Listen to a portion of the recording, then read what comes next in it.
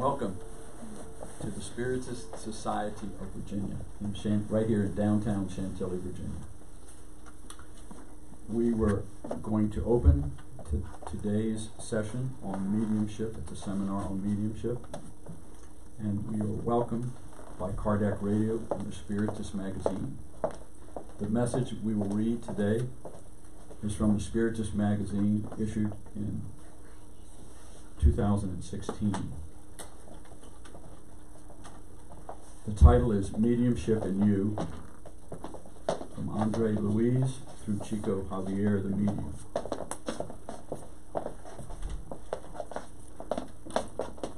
Intuition. Exercise the faculty of clear and immediate perception. However, to amplify your area of action, seek to cultivate good thoughts in a constant manner. Clairvoyance. Thank the possibility of seeing the spiritual plane. However, in day-to-day efforts, stay in the good side of people and situations so that your resources aren't compromised in evil. Hearing mediumship. Rejoice in hearing the discarnates. However, learn to listen in everyday life to construct the happiness of others, defending yourself against the falling into the traps of darkness. Speaking mediumship. Lend your strength so that the spirits can speak with incarnates. However, in the daily experience, select words and behavior so that your verb does not become the vehicle for the influence of the dark forces. Writing mediumship. Write with the entitlements, living away from the physical body, but make it a habit of writing in the benefit of peace and edification of neighbors, preventing your intelligence from being the channel of perturbation. Materialization. Give body to the formations of the extracorporeal plane. However, above all, materialize your own works. Healing. Apply passes and other healing measures to benefit the sick, yet keep your hands in the execution of the tasks and obligations that God entrusted to you. Displacement mediumship. Collaborate with your psychic resources in moving objects without human touch, but also be charitable in every action and wherever you are. Premonition. Rejoice in the responsibility of foretelling events. However, seek to feel, think, and do the best within your reach in the everyday movements so that your conversations don't transform into a trumpet of pessimism and destruction. Mediumship in general. Any mediumship serves the purpose of cooperating in the field of phenomena that demonstrates the existence of the spirit. But do not forget that the use of mediumistic values for the good or for evil is something that is in you and depends on you in every circumstance and everywhere.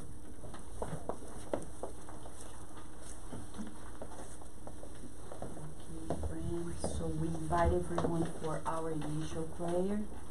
Let us recall that the prayer is not a ritual. It's actually an exercise of the collective that is very conscious, because usually rituals are just movements of unconsciousness. We don't want to turn into a ritual. It's a true exercise of collective communication between us and God. That's how Spiritism sees it. So we invite everyone to join us in a prayer, including those who are listening and watching us live, okay? Thank you, Tony. We're going to dim the lights just so we feel more introspected.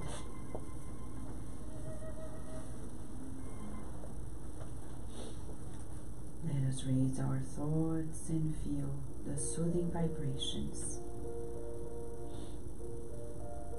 of the spirit doctors, nurses, and therapists.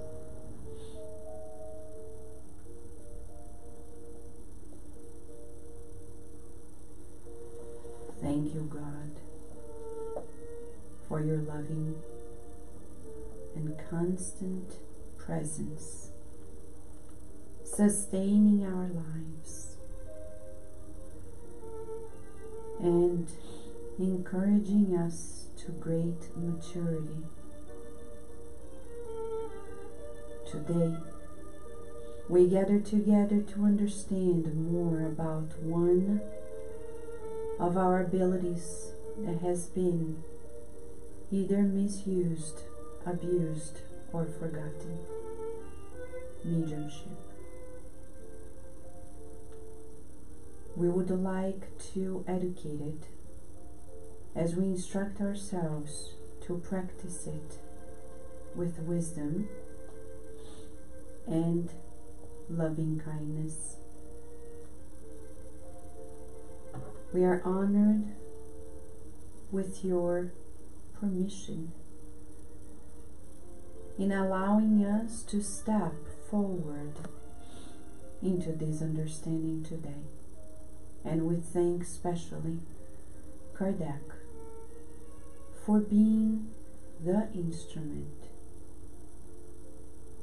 organizing these teachings brought by the legion of your messengers on earth, inspired and guided by Christ Jesus, to bring us this certain and solid framework, transforming our lives in an ocean of loving works.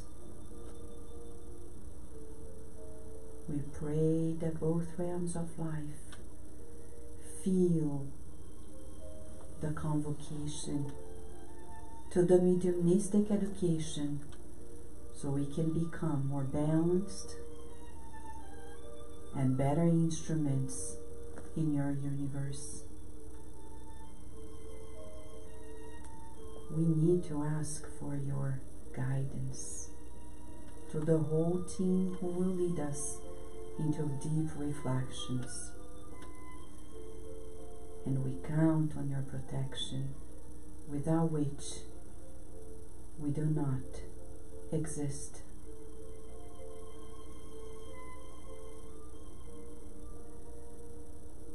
And with your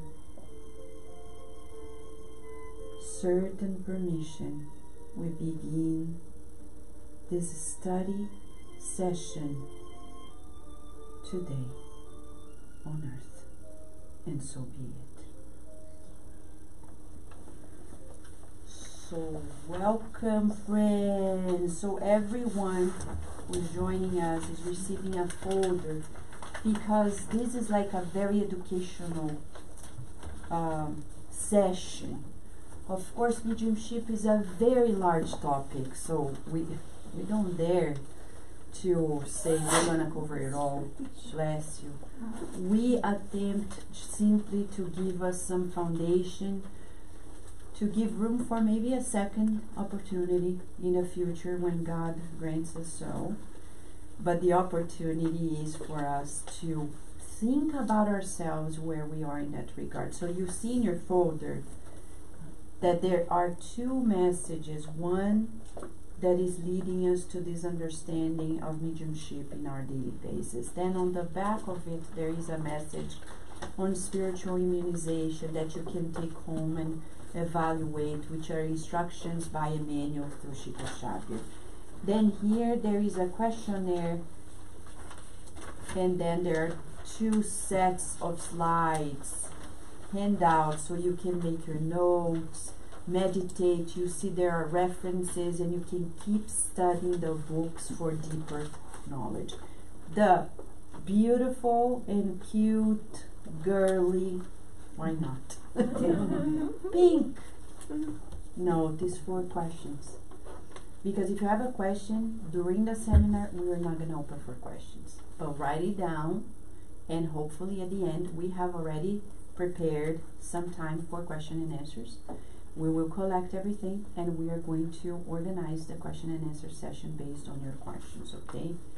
Of course, after we finish, you can smell Yeah, the lunch, right? It's a delicious, healthy Brazilian lunch that is prepared by our team. Nothing compared to the healthiness of the lunch that they serve the homeless by the Essene Church, right? Thank you for being here, Lakshmi. Thank you. Thank you, Sarvati, for being here with us too. Okay, we're honored to receive you here. So, we begin this topic, of course, by talking about being a medium. So as you can see in the message published in the Spiritist magazine in 2006, issue 36, it talks, André Luiz leads us to a new understanding of mediumship. Many people think that practice of mediumship is like in a spiritual center, spiritualist center, spiritist center. But André Luiz shows that we're mediums 24/7, wherever we are. But we would say on earth, we're so illiterate about mediumship that we're so behind the ABCs of mediumship, counting the 7 billion incarnates that exist, plus the 14 billion discarnates, 21 billion of spirits. A third of it is of superior nature. The other 2/3 are still, says Emmanuel in the book Roteiro, which is not yet translated. 2/3 still, like me, struggling to evolve.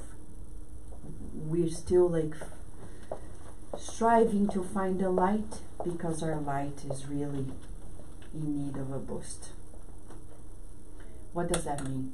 We don't understand that like intelligence, intellectual intelligence, we have mediumistic intelligence. And we don't know about it, and we don't practice it, and that's why we have many problems in our lives. Many. We would really live a better life.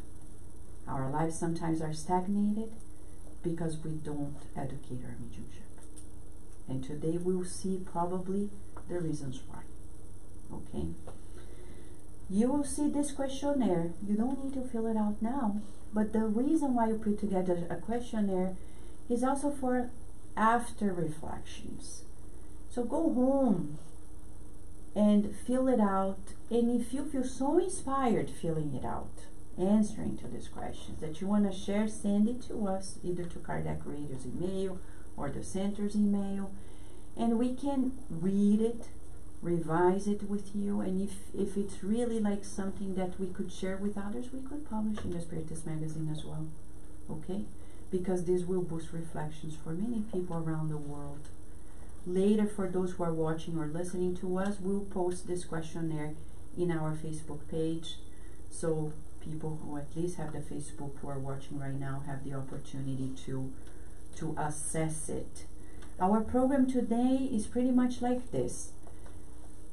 We are doing the introduction right now, and then we'll talk about the specifics of the law of the mental field, constructive and destructive mental currents, which is the foundation of it all, and then talk about what is ignored mediumship versus disciplined mediumship, which is a concept that only Spiritism brings to us.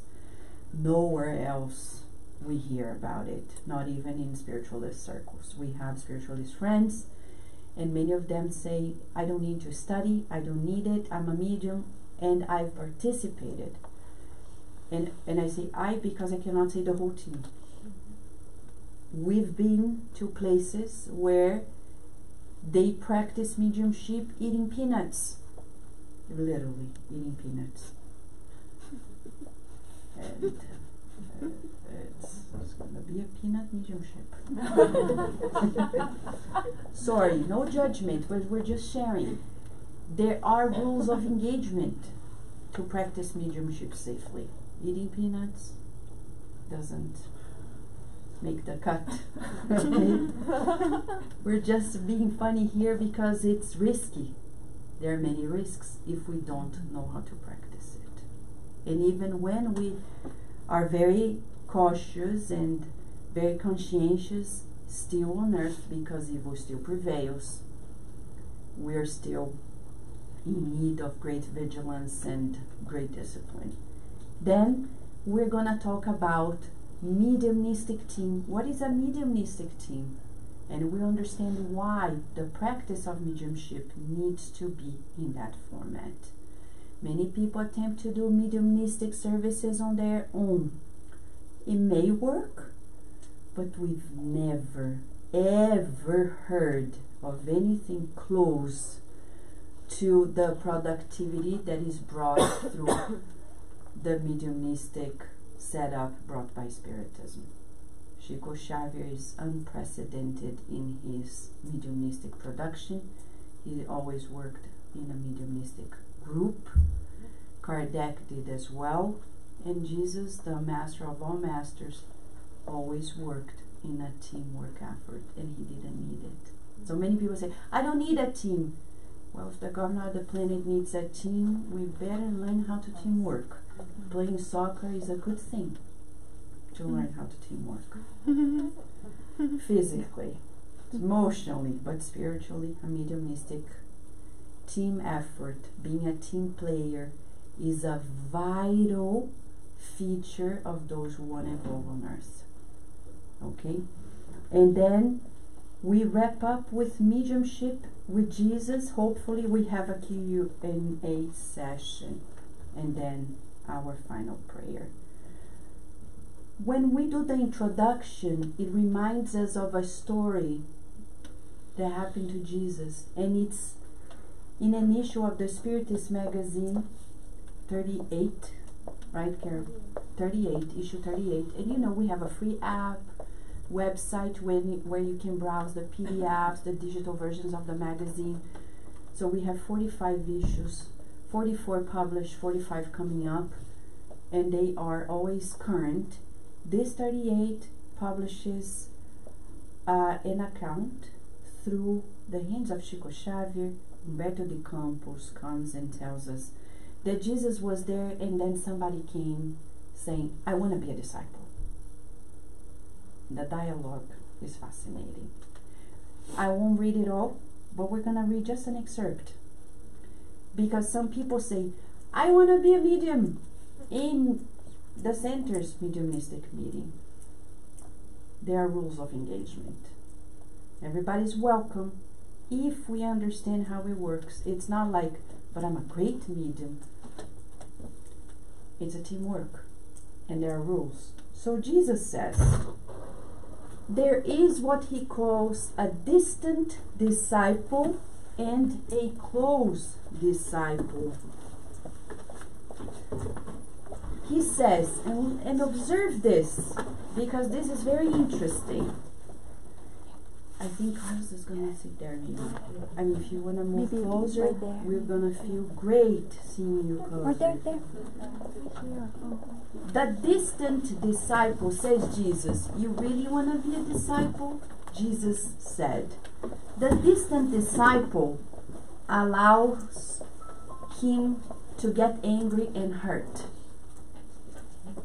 The close disciple will arm himself over the years with unalterable patience to understand and to help. The distant disciple will find it difficult to focus on prayer, experiencing sleep and fatigue. Whoa, coffee. It didn't happen at Jesus' time, I guess. It would help the distant disciple. I'm just joking. The close disciple, however, would be anxious for the solution of the works and will walk without fatigue in constant vigil. The distant follower will breathe on flowered roads, lingering on the journey as he wishes. I will only work when I want, because I have entertainment, leisure.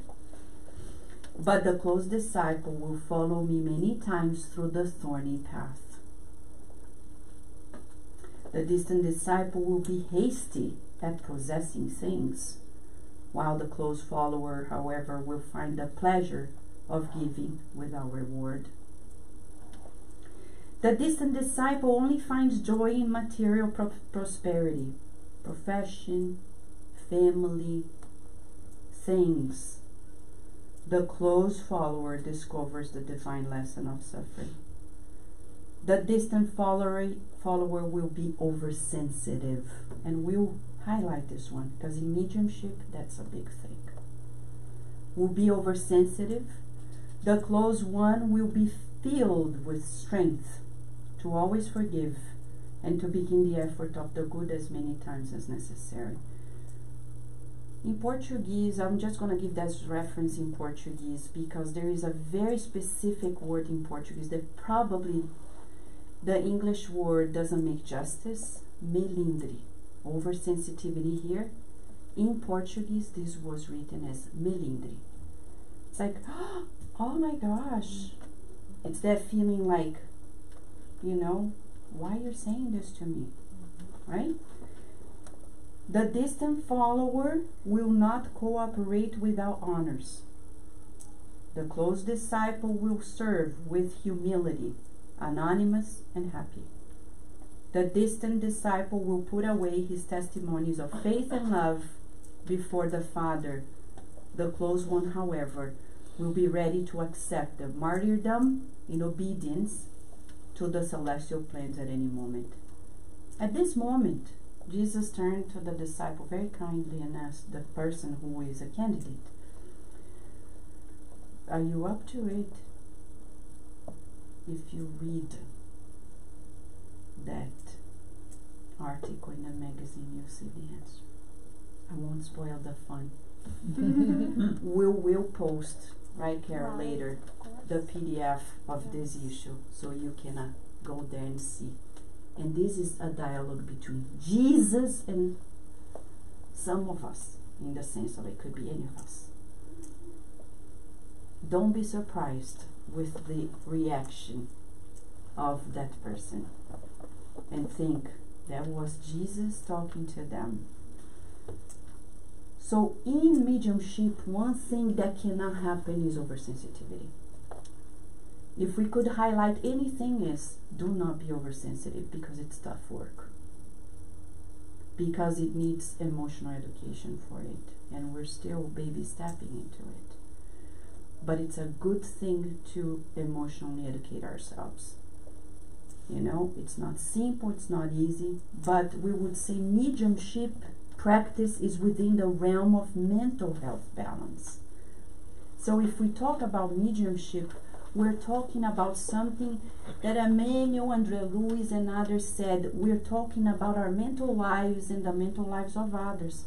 We cannot step into that field without great awareness, caution, and good open heart, but togetherness. Because it can really make us either be very healthy or unsettle us and can disturb the lives of others. Why? In the book, in the domains of mediumship or in the realms of mediumship, there is a comparison, there is a saying by Andre Luis about how Spiritism can help us step into the practice of mediumship and its education with security.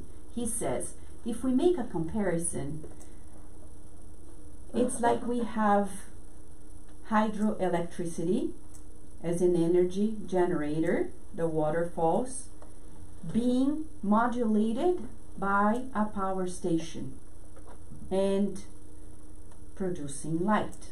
Ta-da! Right? From that to this, a whole process. So Andre Luis says,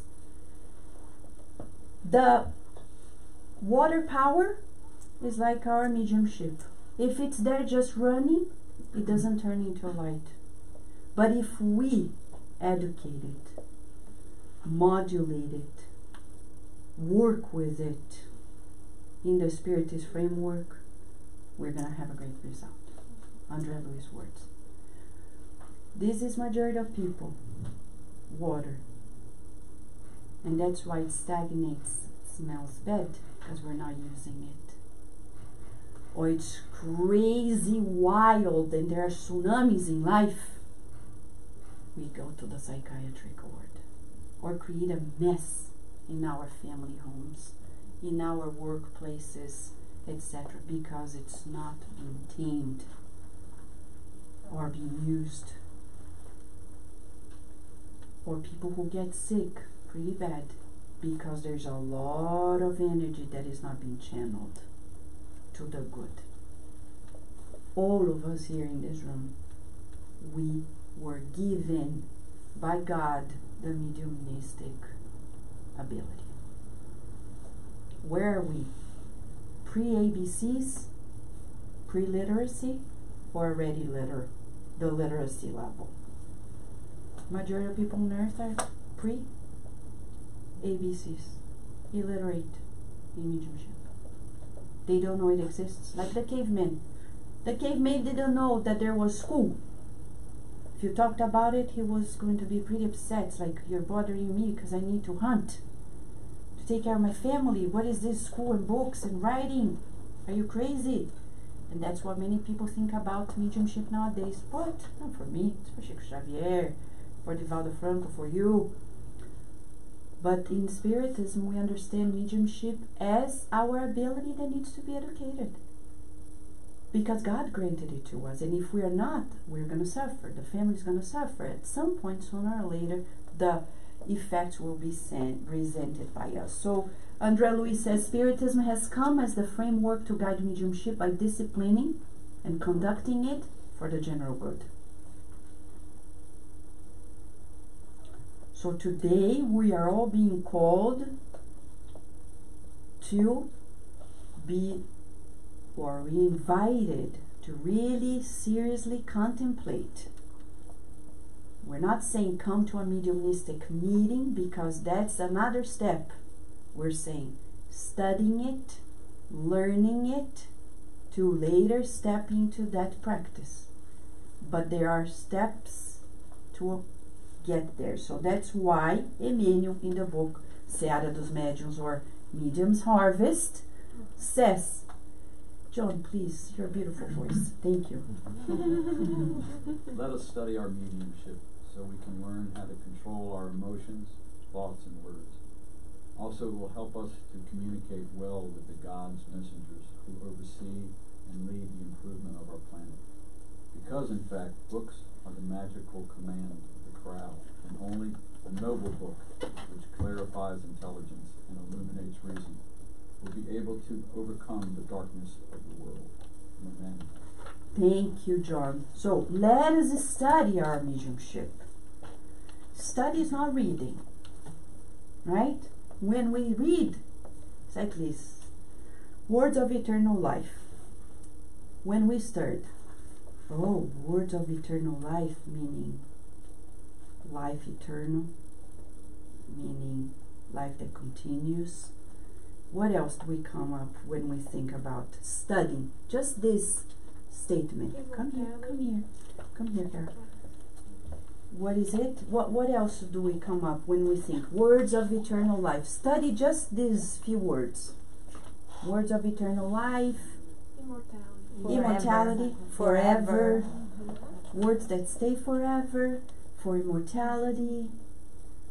See, short, we stop, reflect. Of course, there are many ways of study. I remember my father asked me, Vanessa, how do you study? I said, Dad, it may not work for you. Because we have different ways of studying. But studying certainly is spending time on reflection on something for a while. I mean, we need to spend time reflecting. And we can do this in many ways.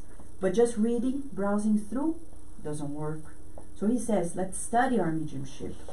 Why? So we can learn to control our emotions, thoughts, and words. This is Emmanuel. He's not saying to be a medium like Chico Xavier. He's saying to all of us, if you don't study mediumship, you will suffer controlling emotions, thoughts and words. And even if we study, we still suffer because there are many levels, right? And that's the beauty of it all. It's like continuing studies. We cannot say, I've read it, I've already studied, I've already taken course, but there's always another level. And the law of progress says, come on, push, push, push. So in our study today, the foundation of mediumship relies upon this. Ourselves. As André Louis says in chapter 17 of the book Evolution in Two Worlds, the aura is our omnipresent platform, our energy field. The communication with the foreign routes, other people, the entrance hall of the soul in all activities of exchange with the life that surrounds us. Why are we highlighting this? Because mediumship begins with our mind. We will communicate with those that are within the range of our mind. So if we want to study mediumship, we need to study ourselves. That's a good step, a certain step. What kind of thoughts and feelings? You're watching a movie. What kind of movie? It's just action. What kinds of spirits are going to be here? You think spirit doctors are going to be here? No, because they already have the doctors taking place in the shootings. The spirit doctors don't need to come and watch with us. The good spirits are always helping people who are in need. So if I'm sitting chatting with friends, like, whoa, drinking, the good spirits cannot connect with us because we're out of their range. We're offline. So we need to know with whom are we online.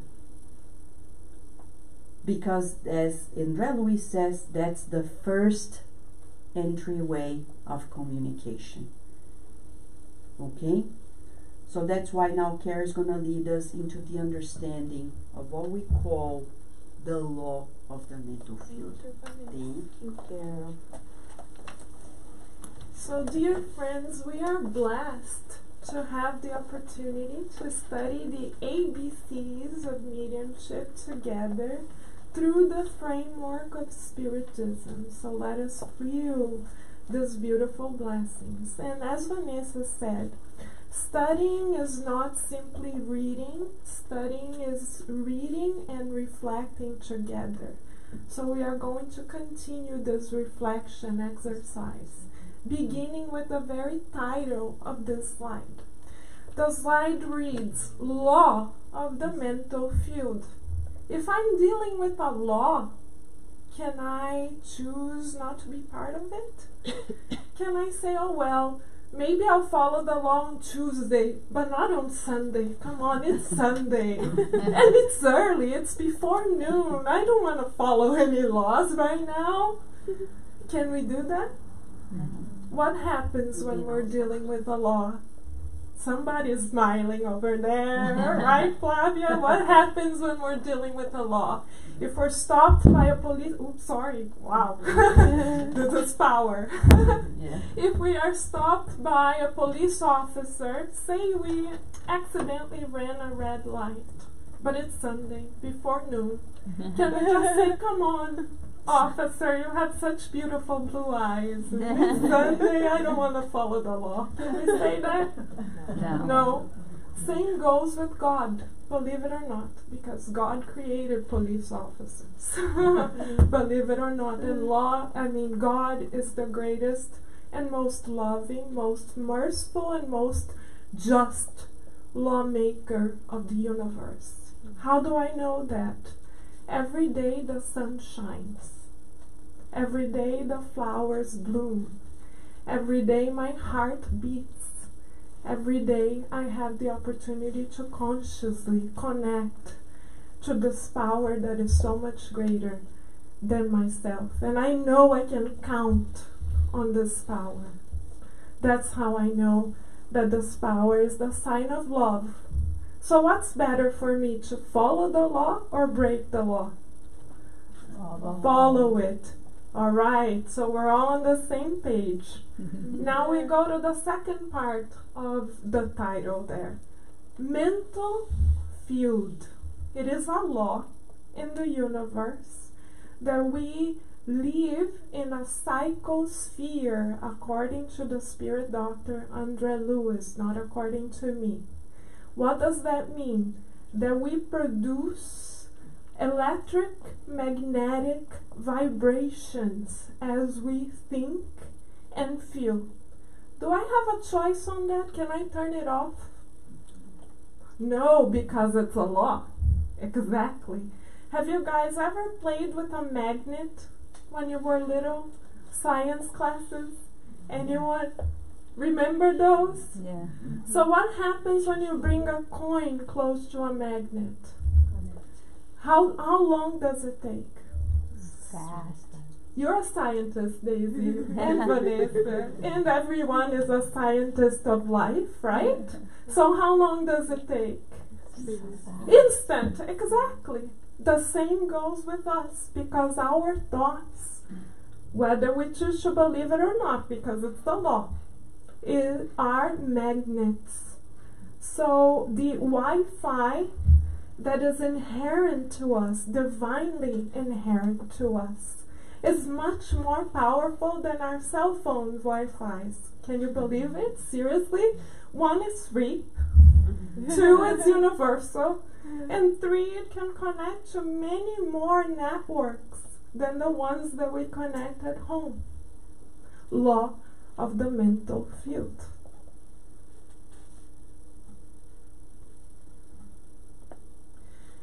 As we learn in the book Domains of Mediumship, Both. Thank you. Domains of Mediumship and Mechanisms of Mediumship.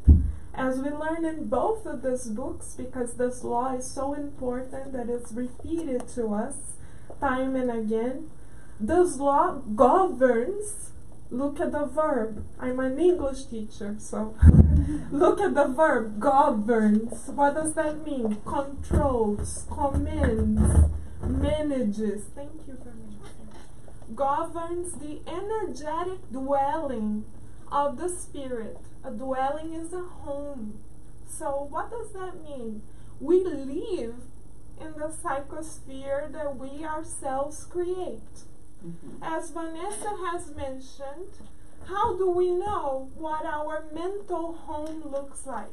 Vanessa has already given us a little hint there. Thank you, Vanessa.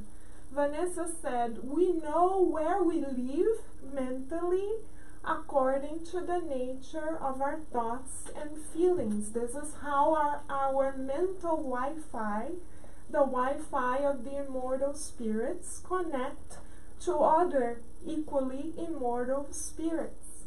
But wait a minute, Carol, I'm incarnated. I'm gonna die. Do you think I'm immortal? Yes, you are. The body isn't, but you are. So you will connect no matter what. And how do we know with whom we are connecting? According to the nature of our thoughts. So homework for us already, because I'm a teacher, I can't help it. Throughout today, try to identify 3 of your most common thoughts and feelings. You don't have to tell us. Please don't tell us. This is your soul homework in the gym of the soul. What are your 3 most common thoughts and feelings? Because those, your answer, will tell you to whom you are connecting and living with. Who is paying rent in your home, in your mental home? You will find out. Have fun with the homework.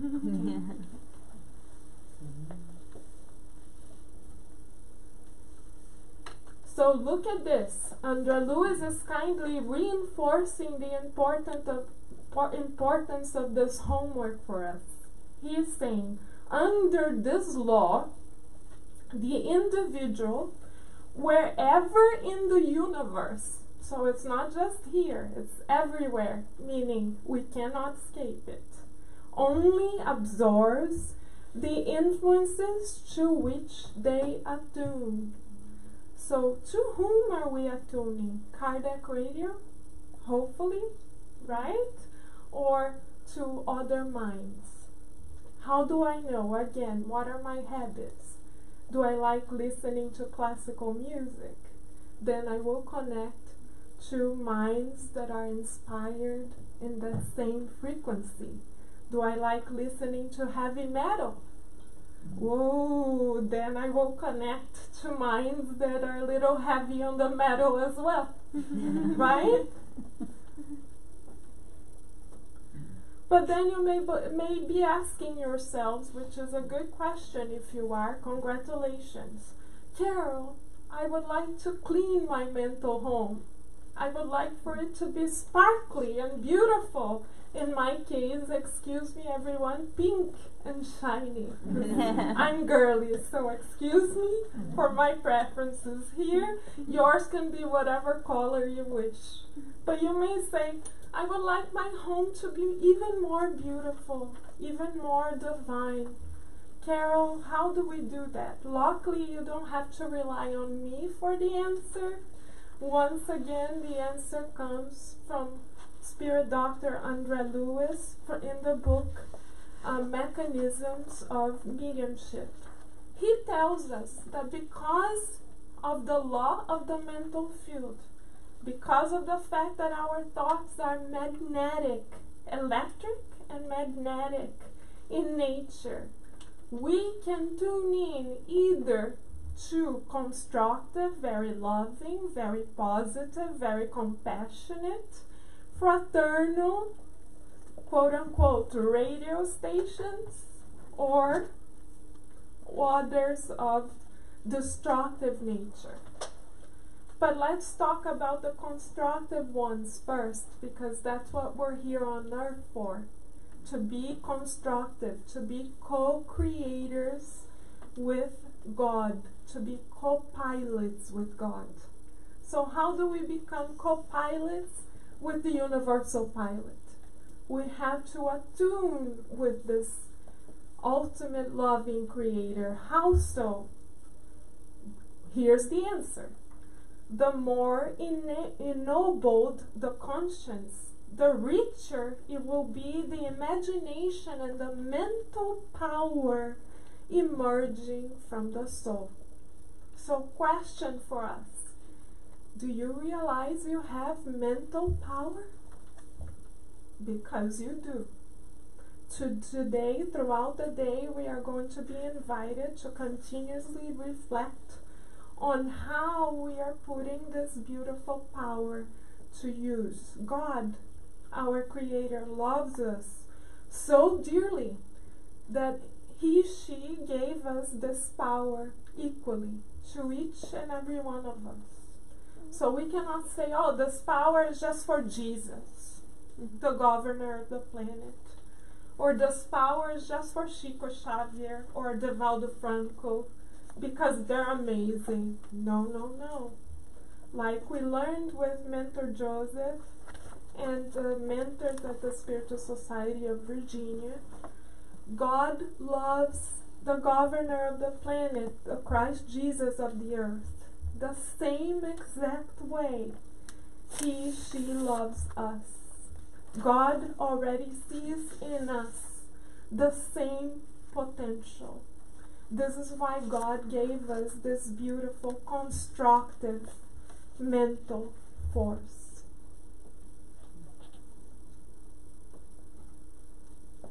But the question now is, how do I change my mental radio station? Right? Are you guys ready to switch the dial? Switch to cardiac radio, 24 hours. Nourishing your soul. Yes, but besides cardiac radio, there are other frequencies that we can choose to attune to.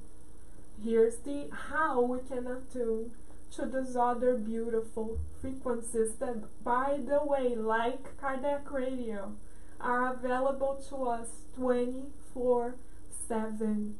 We are just one, symbolically speaking, of course, one click away.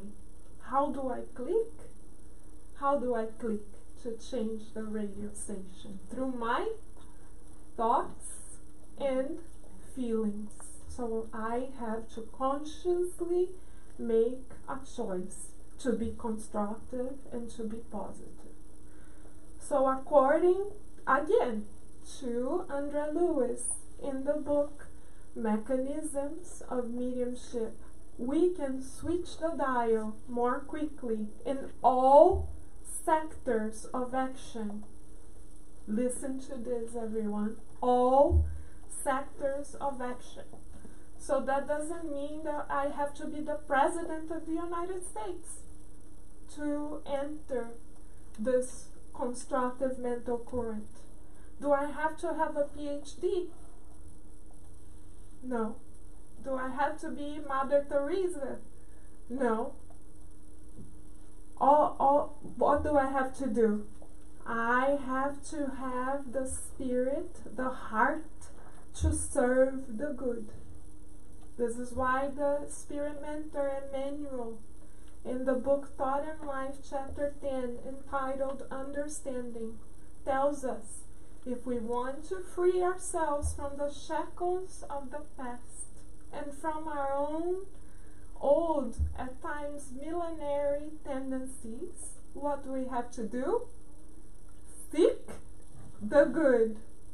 Visualize the good. Feel the good. And mold the good with all the resources that we have at hand. And we can do that in all sectors. So allow me to give you an example. As you already know, I'm a teacher, right? So every day I go into the classroom. I have a choice. As I walk into the classroom, I can choose destructive current, constructive current. What would the destructive current look like?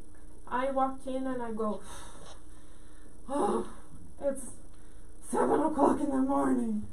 Coffee. Oh, the students are gonna be asleep. Oh, all they want to do is play video game. Not again. What kind of friends am I going to have accompany me? Those who think and feel alike. Not very constructive on my part. However, do I have a choice? Yes. How can I change frequency? I can pray and say, Dear Lord of Life, please guide me and support me in being an instrument of your love. May I see you in everything and in everyone. And I walk in and I say, oh, I have another opportunity to serve. These are my brothers and sisters on earth. Thank you, Lord, for the opportunity to serve. Let me smile. Maybe the students haven't seen a smile today yet. Let me send them love. Mentally, I can sing, you are a child of God. You are a child of God. You reincarnated to learn to do good. They don't have to know, but I can send them mental presence. Constructive, loving presence. So then, in my little classroom, in the middle of Delaware, one of the smallest states in the United States, like a little dot on the map, literally. Sometimes we need magnifying glasses to find it. And in that adorable little town where I work, I can still practice serving the good. Nobody knows about it, but I can still do it. Because that's how I serve the good. And how else do I know that I'm in the right frequency? When I do the good in such a way that it benefits all of those around me, not just myself. So I do the good that is to serve in benefit of all, like André Lewis says. Otherwise, the spirit may disturb their own mental energies. So how do we invest in our mental health? As Vanessa pointed out to us, we practice the good. We tune in with the good. This is a good way to actually heal our own selves. Ooh. Oh, goodness. As Vanessa mentioned earlier, 2/3 of the spirits incarnated on Earth, right, or connected to Earth in general, including the discarnate ones, are like me. Sorry to break the news. They're like me. They still struggle. They're not perfect. They fluctuate between positive and negative, positive and negative, positive and negative, and through effort, time, and repetition, they seek the internal change. Effort, time, and repetition is the formula. The Spirit Mentor Emmanuel reminds us of that in the book Living Spring. Time, effort, and repetition is the formula for immortal changes to occur. But because the majority of the spirits on Earth are like me, they run the risk of connecting to destructive mental currents. When does that happen? When the soul externalizes maladaptive and destructive mental ways. Oh, it attracts forces of equivalent content, often falling into obsessive blindness. My goodness. So when we emit those ways of a destructive nature, we attract other minds that think and feel alike, believe it or not. So literally, we are never alone. Don't feel alone ever again, because you are not. Loneliness is but an illusion, honestly, because with our discarnate families, counting our discarnate families, we are never alone. And what happens usually when we tune in into destructive mental currents? The soul falls into the traps of the undesirable doors of remorse after becoming an interpreter of unspeakable crimes. Andrea Lewis uses very strong language. Why?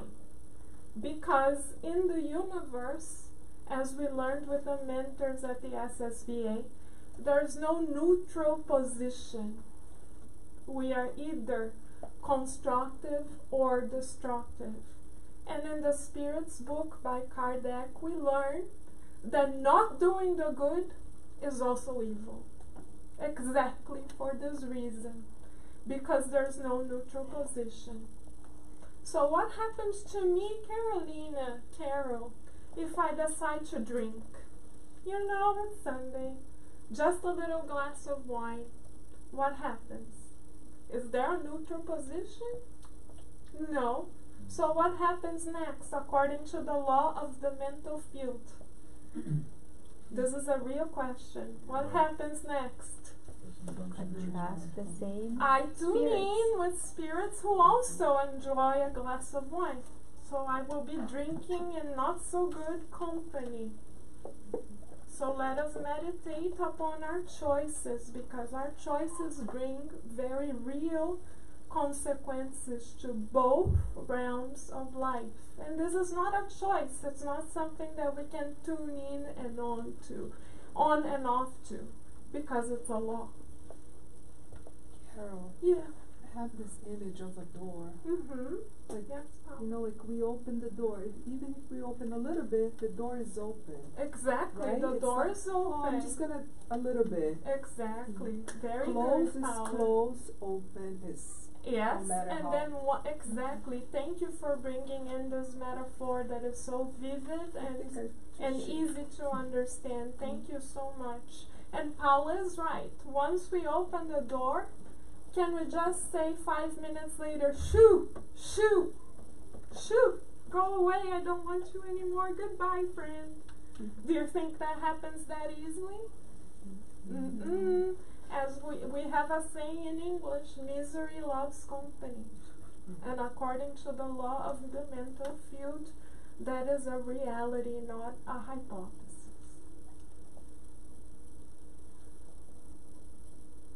So let us look at examples of the destructive mental current.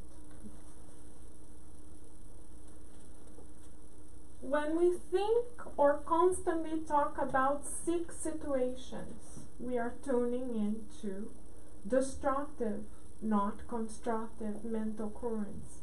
What other red alerts do we have available to us through the book Mechanisms of Mediumship by the spirit doctor Andre Lewis? Debauchery. What is debauchery? Making fun of people, sarcasm.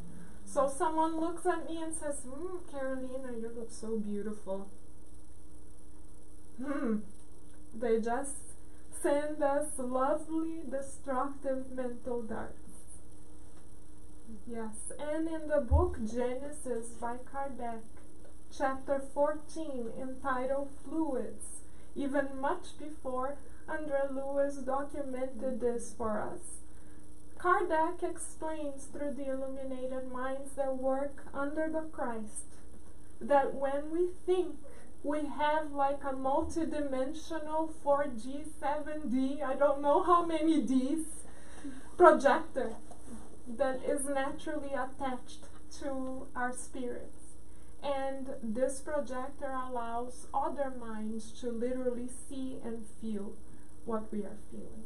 So let us literally watch and pray, because our 7D movie theater of the soul is constantly on. So let us think about what is it that we are emanating or projecting. If we like, then this is entitled Fluids, if you guys would like to study this further. What other red alerts do we have? Cruelty. Oh, but it's just a word, Carol. Doesn't matter. Cruelty is cruelty.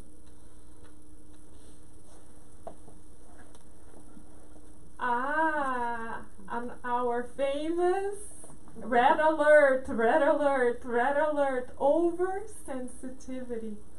Oh, Carol didn't look at me today. How could she do this to me? What a shame. Done. Connecting to other destructive minds. Again, how long does it take? Instant. 1 second. Instant gratification. Right?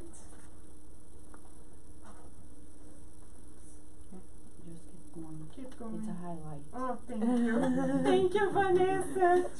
So, listen to this. Like we said, the individual immediately, so it's not like 3 years from now, immediately, I will say that again, immediately incorporates the influence of incarnate or discarnate individuals who feed them.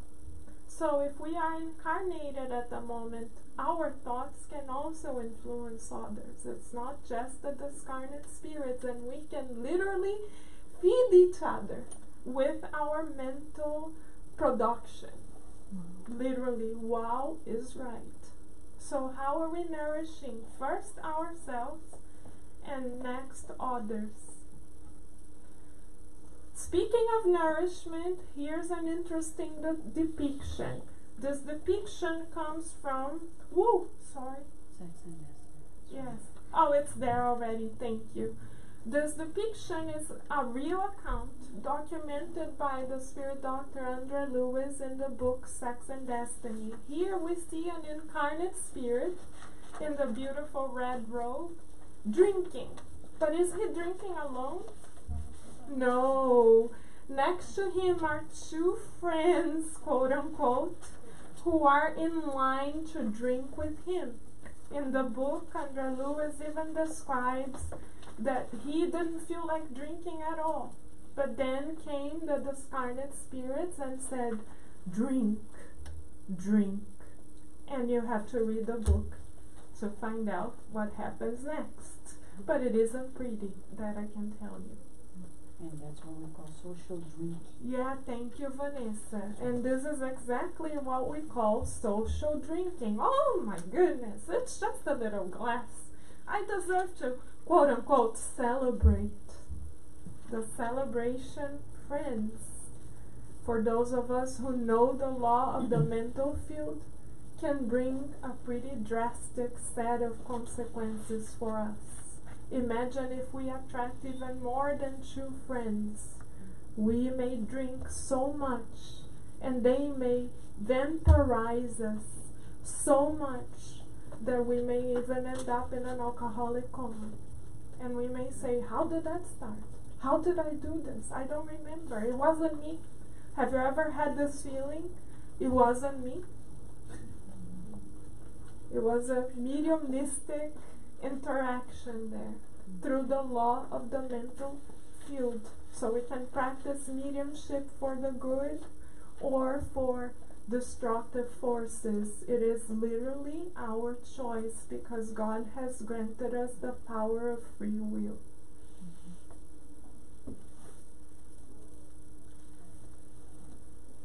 Here we see another real account reported to us yet again by the spirit doctor Andre Lewis, the great reporter of the beyond.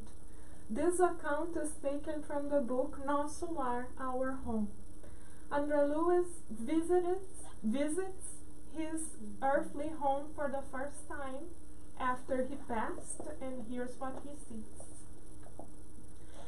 He sees his former wife's husband being literally attacked. And he is connected to destructive mental forces in the form of companions that are sending him destructive mental darts, as you can see very well in the picture. And their mental force in alignment with destructive forces is so great that the husband is about to pass away, to lose his physical vitality. But in contrast to that, we see Andre Lewis making the choice to connect to constructive mental currents, while the other friends are connected obviously to destructive mental currents. Andre Lewis makes the choice to connect to constructive ones and decides to serve, to help the brother in need. And you have to read the book to find out what happens next, but you can literally see the difference between connecting to the good or making other destructive choices. So now that we have looked at these two cases and we know that the mental field, the law of the mental field applies to all of us, here's how we can bring this to 2019. All of us, or most of us, make use of social media. We can connect to either constructive or destructive mental currents using social media as well.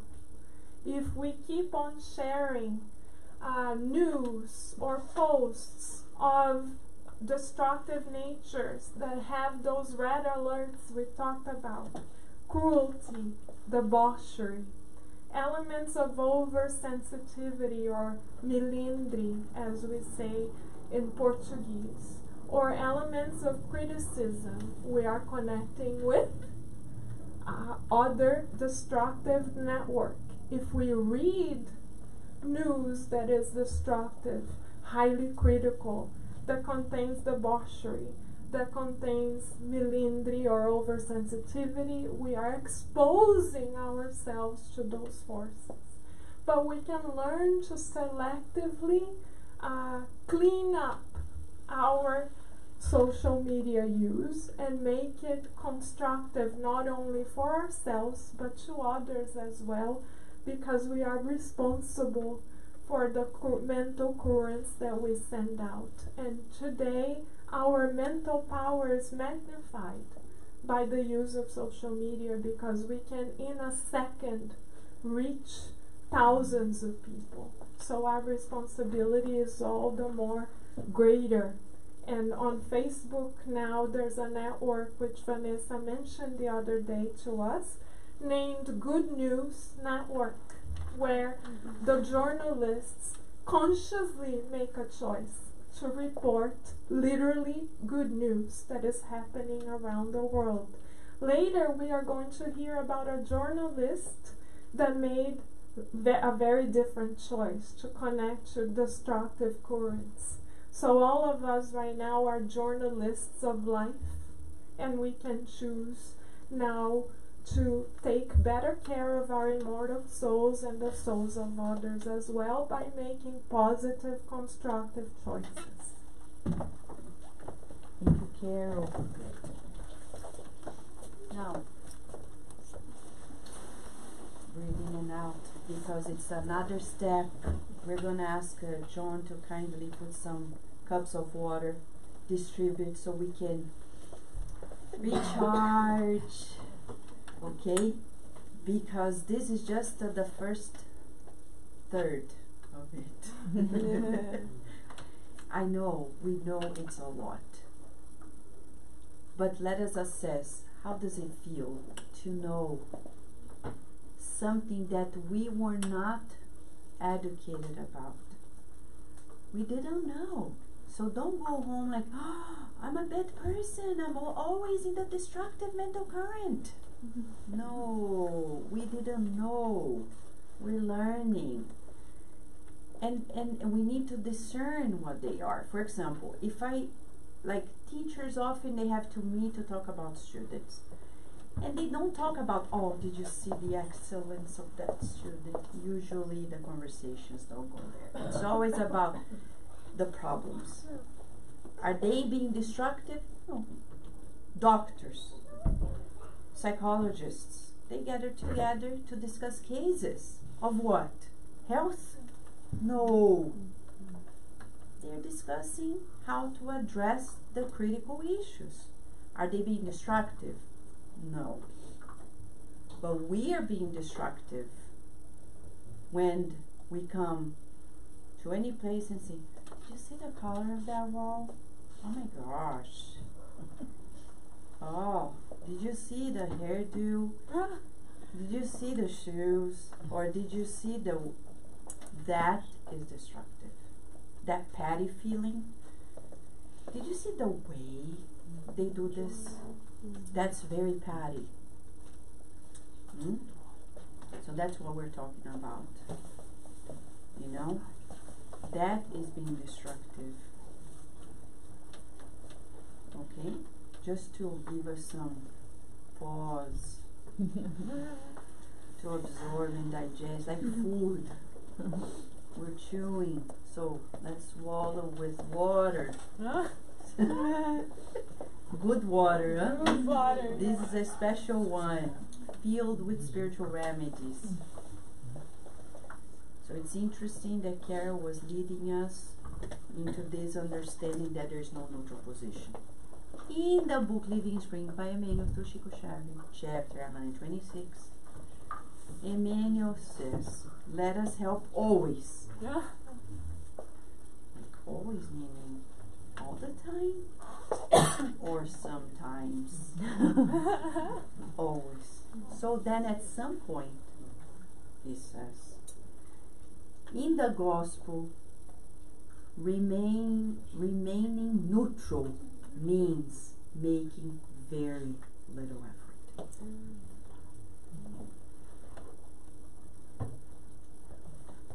Pontius Pilate was making very little effort by washing his hands. He didn't want to crucify Jesus. We read the history books, and we read especially in the book 2,000 years ago, right? He didn't want to, but he made little effort. He put people together, discussed it, but he was like, you know what? It's not my problem. Like many people do daily at their homes, sometimes with their spouse. Oh, this is your problem. Thank you, John. Right? This is your problem. I'm sorry. Just like Pontius Pilate. Very little effort. Or like with their children. And then the husband says, I don't know. You're the one who knows. Take care of it. Very little effort. But there's no neutrality. When we're doing this, we're entering the destructive part. Because the good that we don't do generates evil, and the Spirit say, in the Spirit's book, that the evil that is a result of the good left undone is still our responsibility. So as Paula said, if I leave the door open and a raccoon enters, is it the raccoon's fault? As Jesus said, Father, forgive the raccoon. He doesn't know what he's doing. This is not his environment, like the polar bears invading houses. They don't know, poor polar bears, but there's a reason why they're leaving it, right? We know global warming, hello. It exists. So, the polar bears are at fault because they entered our communities in the Nordic areas. No, it's on us. So, there is no such thing as, I don't know, I'm a medium, but not in this life. Next life. Next life, you may not know of Spiritism because there's no guarantee you're going to be reborn in a place where Spiritism exists. If we continue on the pace of the Spiritist movement nowadays, it's very likely that we may be reincarnating in many places that they have never heard of it. Because majority of the centers in the world still speak Portuguese or Spanish. There's little effort in the English speaking movement. Very little effort. So, in that pace, either we use it now or next life. We don't know. So, we cannot ignore mediumship. But if we do, how do we ignore it? We're still mediums. We're opening doors. But to whom, right, Paula? Mediumship is like this, open door, connecting, communicating, but with whom? So André Luiz in the book Mechanisms of Mediumship has a subtitle, Ignored Mediumship. And he says, many people communicate with other minds without noticing all the time through destructive ways. And this is majority. No wonder we have so many magazines talking gossipy magazines. We have so many means of connection that are so... The other day, I was at the gym and all the channels, the programs were talking about the celebrity's life. I'm like, oh gosh, please, I tried one of them. Said, I don't have TV at home. So I'm like, let me see how far. Yeah, I can't. It's impossible. I mean, I don't care who is dressing up this or that way, or what they're shopping. I mean, it's okay, bless commerce, because it gives people way of, right? The malls. We need malls. Yes. Right? I'm kidding, because Denise works in the field of, so it's needed, but that doesn't mean we need beautiful products, but we can talk about different things as well. It doesn't need to be always about that, right? So when André Luiz says slandering, and slandering is so funny because we never think we're slandering anybody, but it's such a reptile movement of the soul, because it's so subtle. It's like this. Oh, did you know that person? I don't know, I've heard about it. Oh, it's already there. And you're not sharing because you're resolving a problem or alerting your child or a friend about something. It's just because,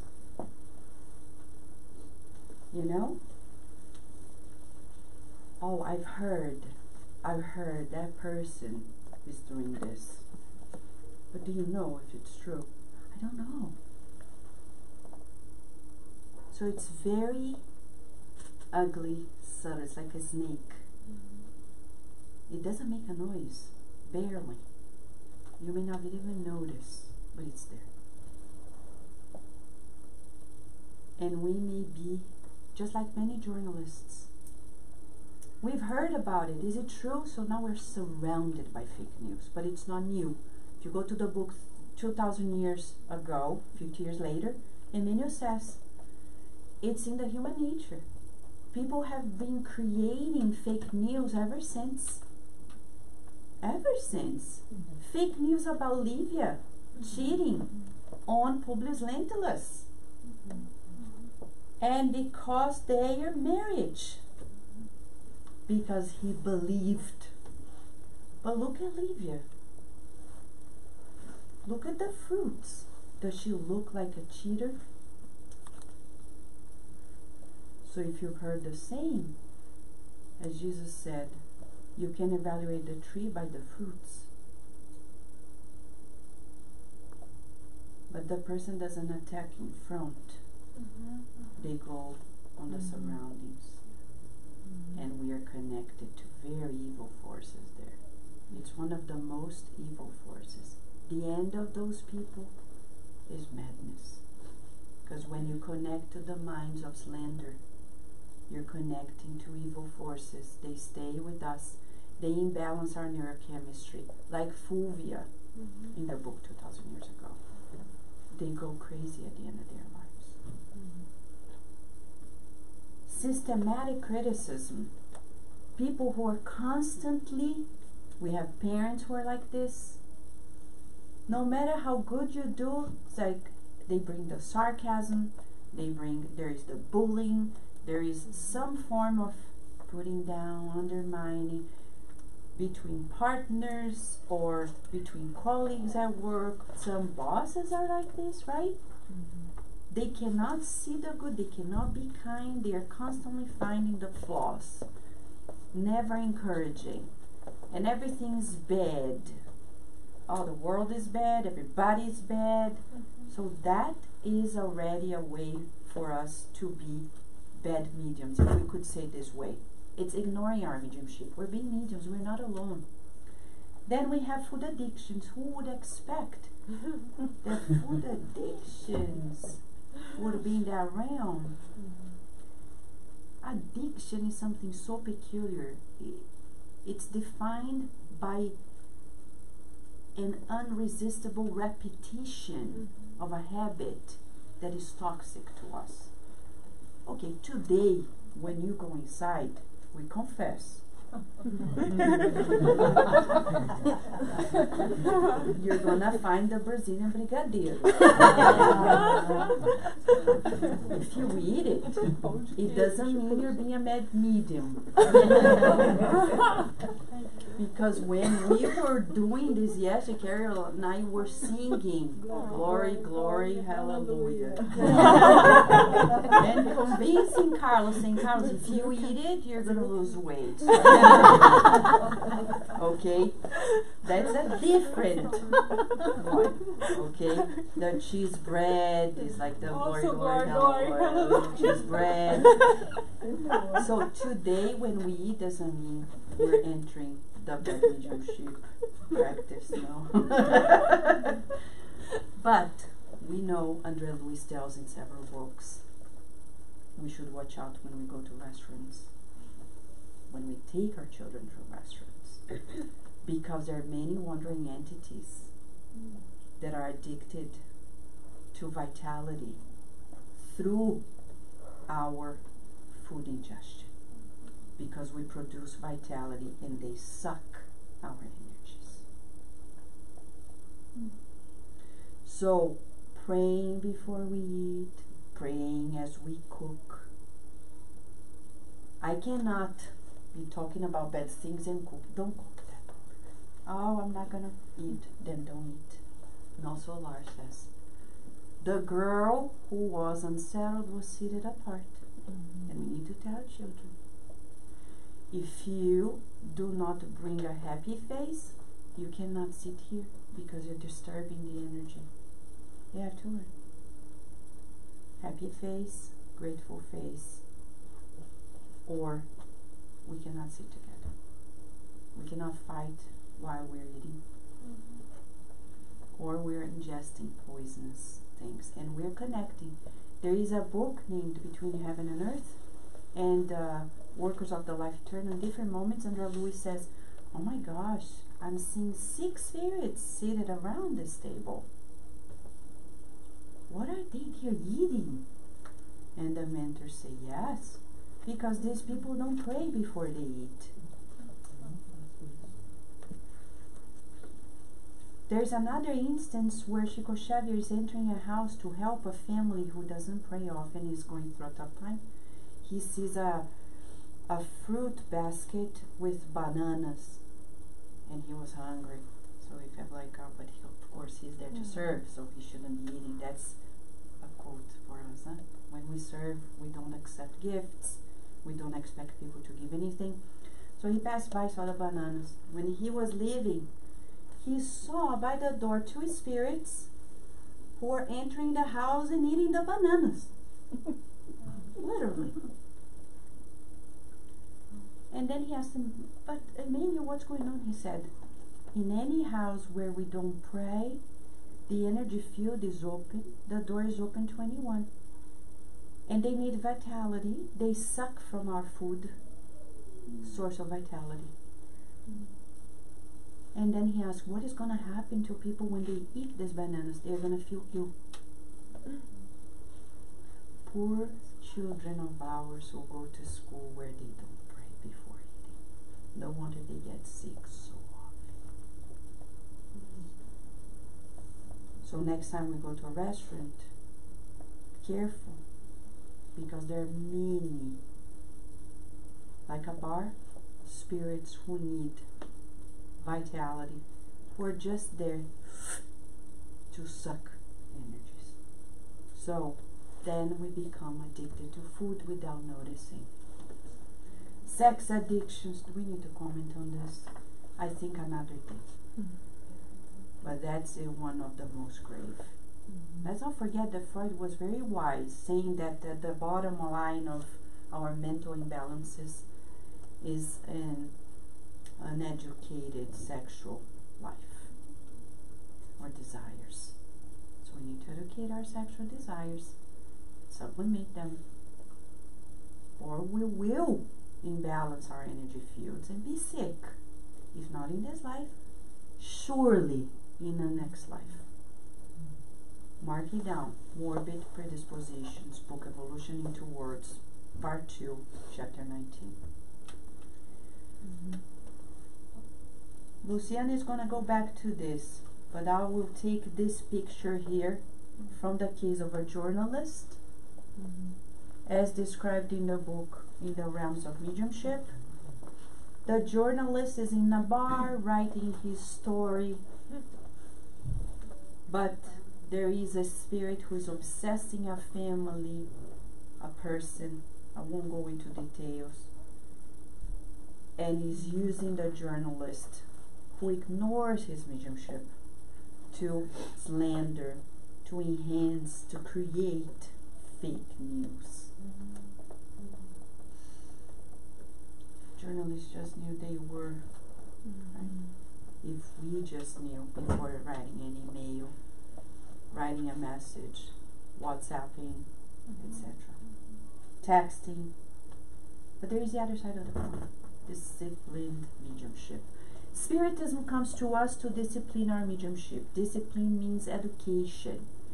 So, in the book Mechanisms of Mediumship, Andrea Luiz says, the medium is responsible for their own mental life, enriching it with more elevated values through the acquisition of virtue and knowledge. So first of all, we know it's all in our mental life, so now we're responsible. We're not like, oh, but my parents taught me this way, but in a previous life, no. But from now on, I am in charge. I'm going to work on it. How? He gives the recipe. Enriching with values. How? Boosting our virtues. That's why we have our children program. Virtues by Ben Franklin. Teaching our children. Cooperation, forgiveness, kindness, whatever it is, we are teaching. And ourselves in knowledge. So it's important to instruct ourselves and serve to acquire virtues. The people will say, oh, you know, I can study at home, but it's too complicated to be in a group. But it is in this contact that we polish ourselves, that we're practicing patience, tolerance, forgiveness with ourselves and others. It is hard, but it's vital. It's vital to be in a community, love society. To progress, says Emmanuel in the book Thought and Life, tolerance is the foundation of progress. We cannot be oversensitive and say, I'm going to give up because it's not the way I want, because they're not treating me the way I want. But come on, we're a group. How can you quit? And you're going to expect what? A perfect group? Where is it? I don't know. It doesn't exist. But we create a perfect group. We are creating it. That's why Chico Xavier was told by Emmanuel, if you want to be a good medium, you need discipline, discipline, discipline. Some of our friends later will explain to us about that. But what is this discipline, discipline, discipline? Intellectual discipline, because we need knowledge. Emotional discipline, another type of knowledge and practice, and spiritual discipline. Many people have a hard time shielding themselves from the emotions of others. Then I ask, how are you going to learn to shield yourself from the emotions of discarnate entities? It is here that we learn, because we're also absorbing their emanations. So we cannot run away and be at home in the leisure of ourselves and with a lot of obsessors telling us, stay home, it's much easier. People don't understand you. Oh, look what they're doing to you. Poor you. Because they want ownership of our mental house. In each of our homes, there are entities who help us and those who do not help us. The question is, who is, and I forgot the word in English, mordomo, how do you say? The butler. The butler. Oh. In each home, thank you, we have a spiritual butler. Who is the spiritual butler or the renter of your home? The protecting spirits or the obsessors?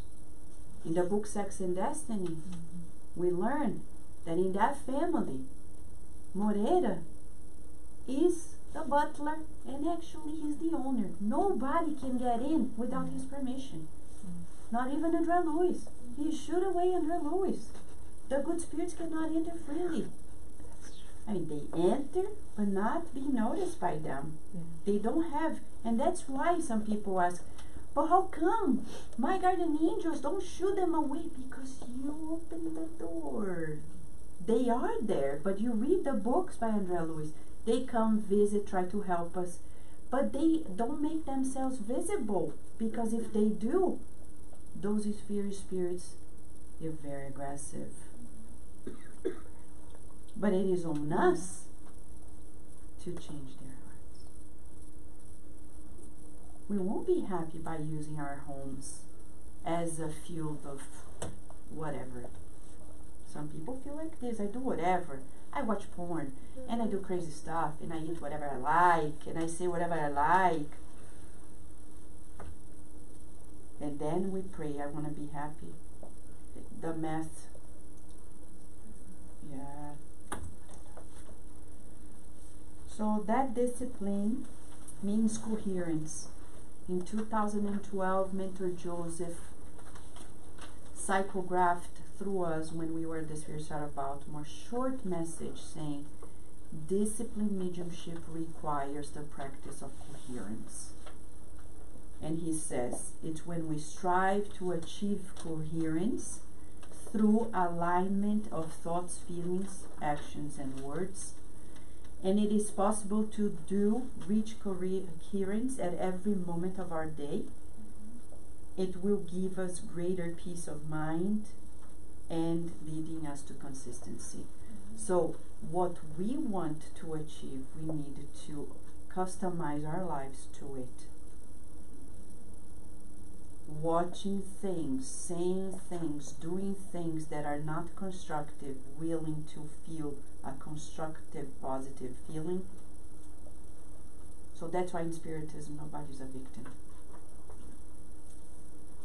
I'm being obsessed. What are you doing for these spirits to come after you? Oh, you're doing the good, that happens too. But that's not often the case.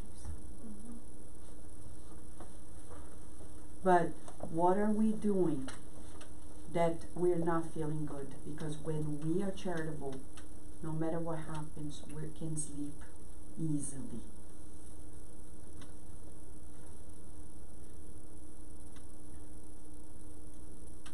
Okay, so to understand more of this, we will now merge to the last session, which is about the mediumistic team.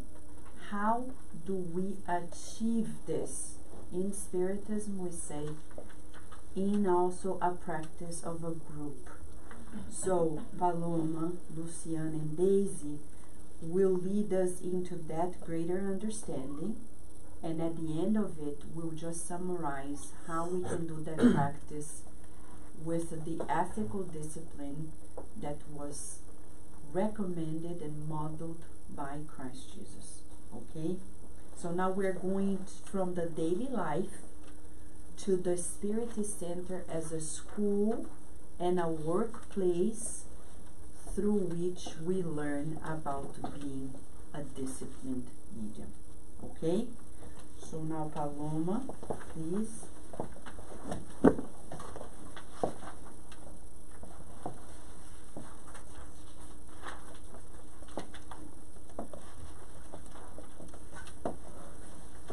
Okay, so we're moving to really analyze how the dynamics of a team, a mediumistic team, works. And of course, the Spiritist science is based on Kardec.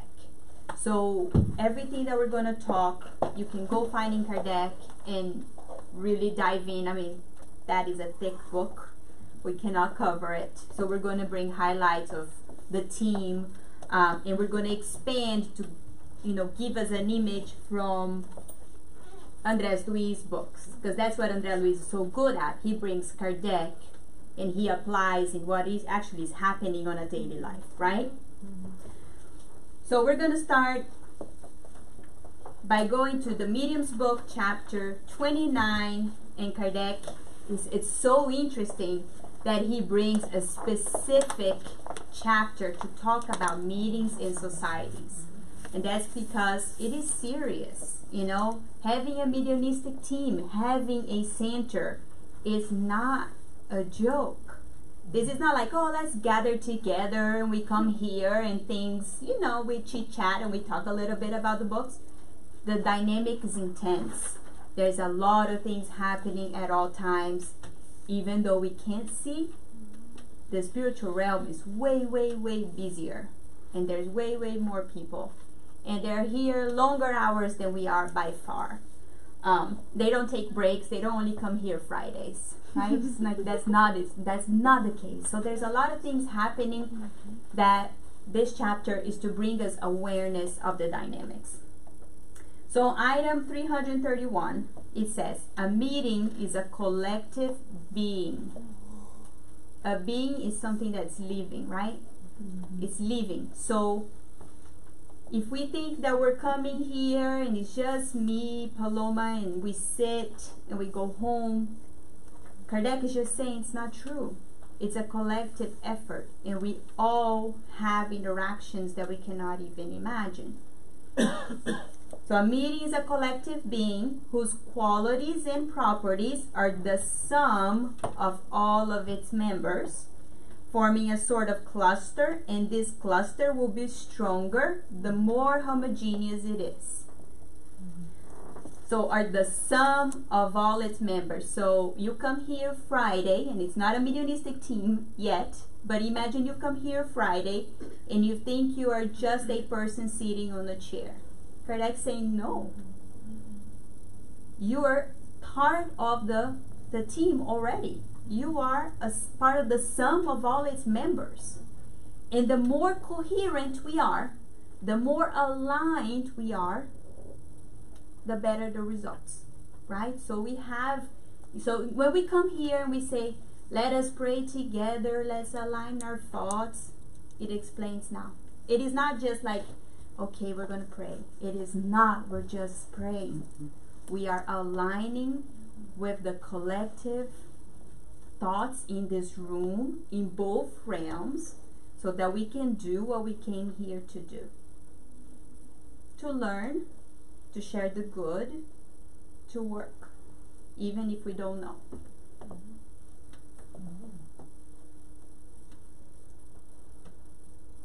And then Kardec goes and tells us what is the most favored conditions for the society to aspire to attracting sympathy of good spirits. Now, let's break that sentence before we go through the conditions, okay?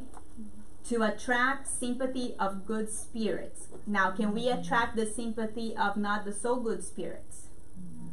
Yes.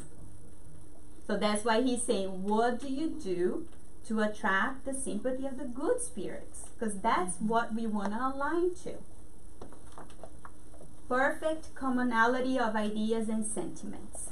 So if you come, we're sitting together, and this, it gets intense for the mediumistic team, okay?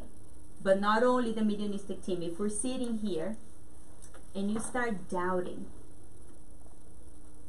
that is a way for us not to be in the same place.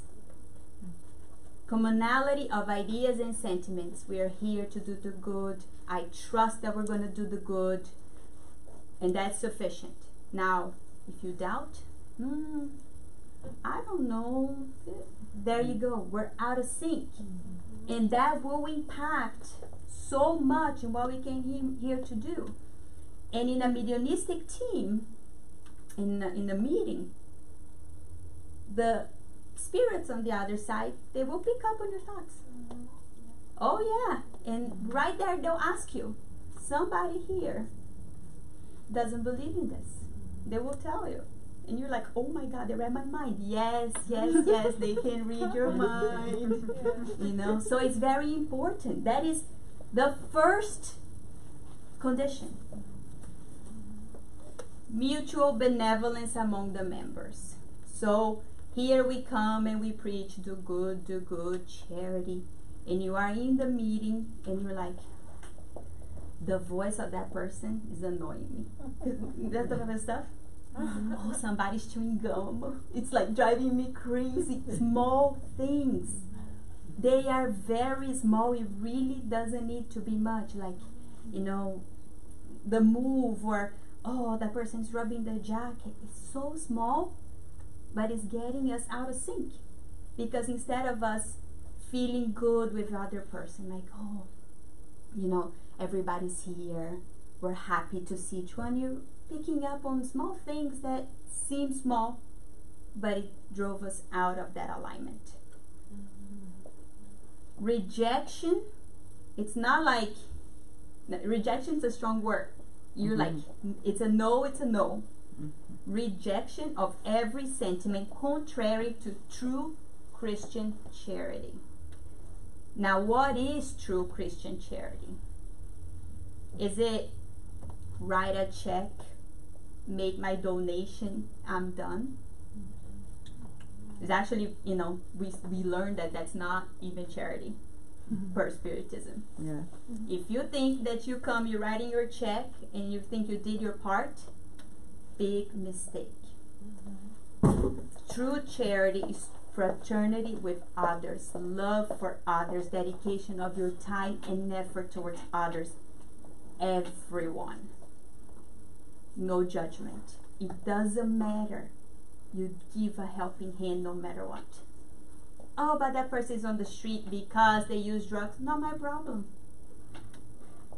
They'll deal that with God. God and that person will deal. We give our helping hand. We give a plate of food. We give a good ear and time. No judgments. Single desire to learn and improve through good spirit teachings. Back to the theme of discipline, intellectual discipline is needed in this process. You can't say, I'm a medium, come to the meeting. Kardec is saying, yes, that's good, but we need to keep learning. True mediumship that is disciplined, requires study, requires effort. The expansion of knowledge, because there's so much. I mean, maybe one day we can recite out of the medium's book, but that would take a long time, right? Avoidance of anything communicating with spirits that is intended solely for satisfying one's curiosity. That's very dangerous. When you're trying to use your mediumship just out of curiosity, you know, we see a lot, oh, what's going to happen in the future? And you start, you know, using mediumship or going to mediums that are offering that type of service. Very dangerous. Who knows the future? God. Can anybody else determine our future? Only God. So we don't need to go anywhere. But if you do, be aware that you might not just be connecting to good spirits. Because good, highly evolved spirits do not waste time with curiosity. They will not be there. Respectful concentration and silence during conversation with spirits. That's interesting that Kardec puts that as an item, right? And that's because we talk too much. It's true. It is true. If Kardec put it here, there's no other reason but because we talk too much. We are too opinionated. We want to say our opinion. We think this, we think that. It's not the place. This is serious work, you know. Imagine, I don't know if anybody has gone through surgery where the doctor is just talking. It is so uncomfortable, right? You're just like, can you please focus on your hands? Don't forget the tool there, you know. Right? It happens. Right. It happens. So there's a reason we talk too much. So let's be respectful. You know, when we are in meetings, okay, we're here for a reason. We're not here to socialize. We're not here to share our opinions or, you know, our daily struggles. That's not the point. We came here for something bigger. Association of all participants through thought when evoking spirits. So let's go back to the prayer. Align ourselves with the good spirits. This is what it is.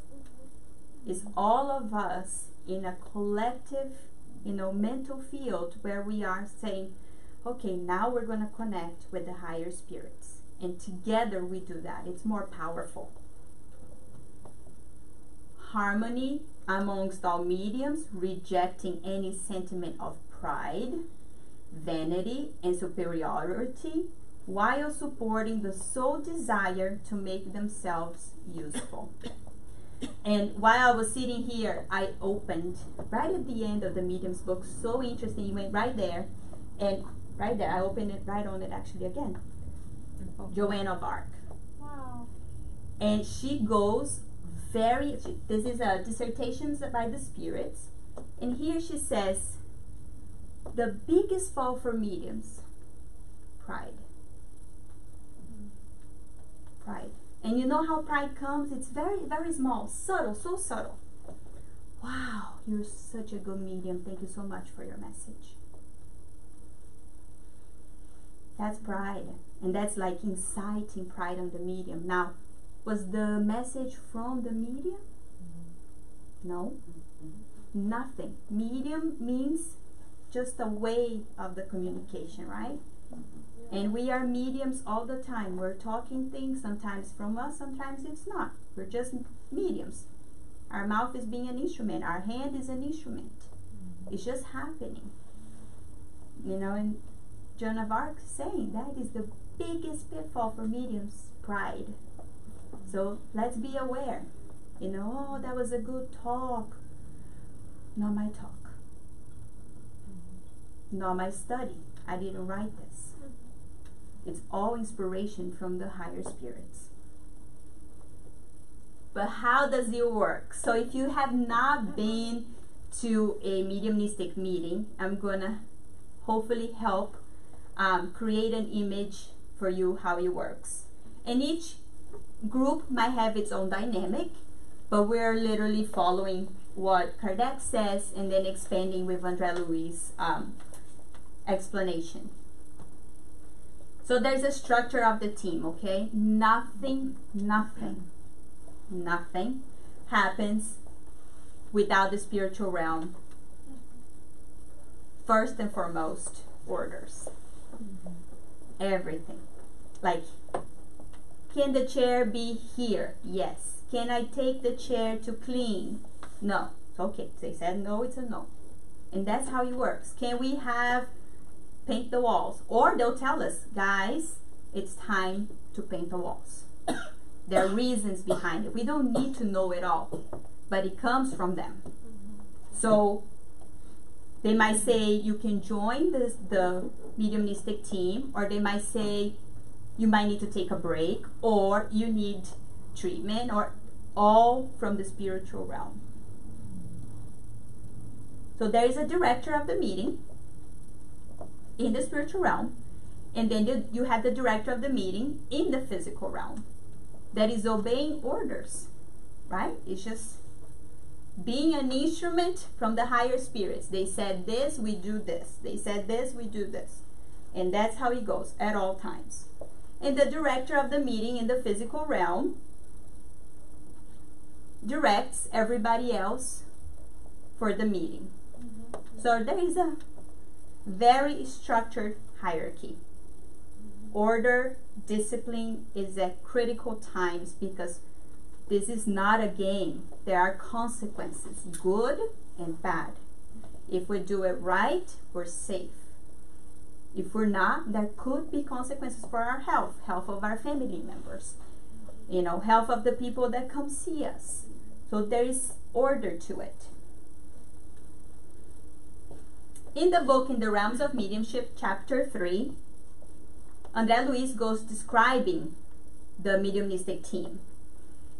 And you can see there's the spiritual team, and you have the spiritual director, you have André Louis and Hilario. They are following the teacher, Aulus, as you know, as a learning experience for them. And you will see this a lot through André Louis' books, where he's being taken to see situations and then he describes it to us. So this is one of them. And you have the incarnated team, Raul Silva. He is the incarnated director and the person that's going to be doing the dialogue. Not always it's like the dialoguer is the person that is directing, but in this case it is. And what is to be a dialoguer is the person that will have the communication with the discarnate spirits. It's a conversation. Just like we're having a conversation now, that's what happens when we're seated at the mediumistic meeting. And then there are various mediums and supporting mediums. So, you might have the medium that, will use psychophony, they'll be talking. You have the ones writing. There's so many different types of mediumship. You can have, sometimes like artistic representations. You can have so many things. But you have the supporting mediums. And the supporting mediums are there to help, elevate the current. They're praying at all times. They're keeping themselves stable and, praying, and sending a lot of love. So if a spirit comes and it's feeling a certain way, you just send them love. You pray that they feel healed. You pray that they open their heart. And you just, that's the true Christian charity. You don't know who they are. You don't need to know what's going on. Sometimes you don't even listen anymore. Because the case, it doesn't matter. What matters is that spirit is rescued. So you just feel so much compassion and love. And this is practice though. This takes practice. This is not like, one day I'll come in and it will happen. It takes practice. It takes emotional control to not be into that same field. Because if they come and they're feeling sad, can we join their sadness? We can. But we shouldn't. He's feeling sad, I'm going to pray for them. Imagine, Jesus giving them a hug and feeling warm and, feeling the light, healing light going over the spirit. Everything's going to be fine. That they're going to be rescued. And that's what the supporting mediums do. We need to be on the same page with the mediums that are talking, the dialoguers, so we're coherent. Then amazing work happens, and in a minute or two you see the most fantastic results. It's like incredible, something you can't even describe. The other thing I want to point out, and it's in a different book by André Luiz, is that the actions we take on our home, like on our daily lives, really impacts the team. So they go around in this other book and they look at every single person sitting around the table. And André Luiz is asking, like, what is this that I'm seeing on the person's belly, like on the stomach area? And they're like, what is that? And then they say, well, that person ate a lot before coming to the meeting. Yeah, it's true. Like the description of it's like ate a lot coming from the meeting. Now you will not be able to help in the team. It actually needs to be neutralized. Why? The energies that were supposed to be used in the brain are now being used to digest food. Now, do we think about that? We're there home, we're like, I better have dinner before I go to the center. It's going to be many hours. And you don't think it's going to impact that meeting. And right there, you will not be able to be used by the good spirits. Because your body's energy is being used to digest instead of being able to align to the higher spirits. Right? So, can we drink and come to the center? That's a big no. The mediumistic meeting, it's a no, like rejection. There's no question. Can we have any types of like drug addiction, smoking? No. Sex addiction? No. It's not maybe, it's a big no. And if you're concerned about your health, don't even try to make it happen, because you will really impact your own personal vitality. Let's talk about the incarnated director for a little bit, because he sets the tone for the meeting. He is connected to the higher spirits, delivering the higher spirits message and how that meeting is supposed to happen. We need to trust that that director is coherent with the higher spirits. Otherwise, the meeting won't go the way it's supposed to be. And he says, this is in the book, In the Realms of Mediumship. He directs this group with sincere devotion to fraternity, true Christian charity. He wants to do the good because he wants to do the good. There's no, something behind the scene, like, I'll do the good for you, but then you give me something on the side. Or, like, you do the good for me, and I have a business, so we do business on the side, we know each other. There are no favors. Cannot have favors. He is correct in the performance of his duties and ardent in his faith. There's no question there, right? He is firm a believer that doing the good is the way to go, that Jesus is the governor of our planet, that God is supreme in everything he does, is just. There's no question. Thus, he balances the group with the comprehension and goodwill that is characteristics of him. In this case, Raul Silva. And then the description closes saying, through the love with which he carries out his task, he is the faithful instrument, medium, of discarnate benefactors, the higher spirits, who have found his mind to be a crystalline mirror that reproduces their instructions. That is what we aim to be. Right? Like in this incarnated plane, if we can be crystalline mirrors of the higher benefactors, we're doing well. That means we are listening to the instructions. We're being good, disciplined students. We're willing to do better.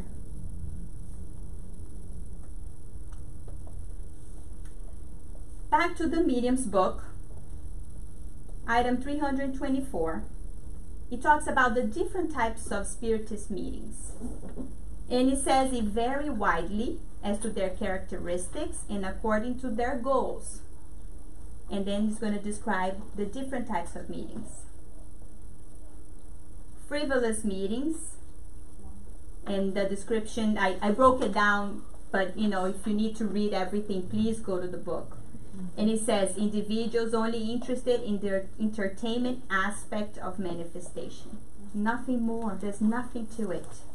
They're curious. They want to see what happens. And, it's very banal, like.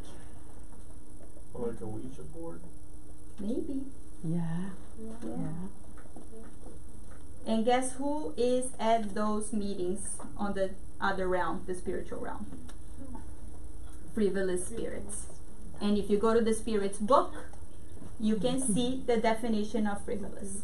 Sorry, Paloma, I have to say this. It's the peanut meeting. The peanut meeting. Yeah, it's not taken seriously. It's like, oh, let's do this. Right? Just let's see what happens. Let's see what happens. It's fun. It's dangerous. And they're doing this, they don't know, but we do. Because we have the spiritist science that tell us that this is not the way to go. And that's why Kardec brings it to us, right? He's not bringing it to us for us to go to try it. He's saying, if you try it, this is what happens. We have a different type of meeting, the experimental meetings. They produce physical manifestations. Those are popular. Oh, I want to see something materialize. Oh my God. Everybody's curious. It's okay. But is that curiosity driving us? Is that the only thing why you want to be in that type of meeting? Because that is the wrong reason. there's definitely benefits for physical manifestations. But just because we want to materialize a rose, I don't think so. So it says it's more curious than instructive. It is not sufficient to initiate anyone in spirit science. So if somebody comes and says, oh, I'm a medium of physical manifestation, I want to be in the mediumistic team. Not sufficient. Because that's not what drives it. Now, are you a medium? Are you willing to work towards a disciplined mediumship? Then yes. And I have a funny case to tell you because I thought it was so interesting. You know, Chico Xavier was ostensive medium. Many, many different types of mediumship. We know him because of the books. Because that's what his mediumship was supposed to be. But he was a medium also of physical manifestations. So they're there in the meeting, and you know, Arnaldo Rocha was like, hey, can we do like physical manifestation? And they're like, oh, I guess we'll do it. Okay, fine. So they're there in the meeting, and who materializes? There was a materialization. Emmanuel. Emmanuel materialized, came and said, enough of this, no more. If you want to do physical manifestations, I'm out. That was it. So see, even Chico, he also did it. He didn't mean it bad. But Emmanuel said, no more, no more. That was it. Now, did Chico have other situations where there was physical manifestation? Yeah. You know, he was there when Sheila came to cure Givaldo. Did he? Yeah, Chico was there. But it wasn't experimental. It wasn't out of curiosity. It wasn't just because. There was a reason. And Givaldo is with us still to this day, after being cured. And the last type of meeting is called instructive meetings. They are real teachings. Seriousness must be maintained. Sublime cannot be mixed with banal. Higher spirits are not going to come to us if we are in the same energy zone as frivolous spirits. It doesn't go. It won't happen. Must address good spirits. So you come to an instructive meeting, we need to say, let us connect with the higher spirits. Let us be inspired by them. It comes from them, and we want to be in their company. We're going to feel good in their company. In worthwhile subjects. And again, it's just about not being entertainment. So when the good spirits tell us what to talk about here, they don't want to just talk about, I don't even know, soccer. They might use soccer as an example for us to be able to connect, because we're still there. We need a picture in our mind so we're able to understand. But they're not going to be here discussing, the next game on TV. They're definitely not even going to waste their time discussing, the bad news. They need to work on the good news. There's a lot of work to be done. So the good spirits come when we want to do good.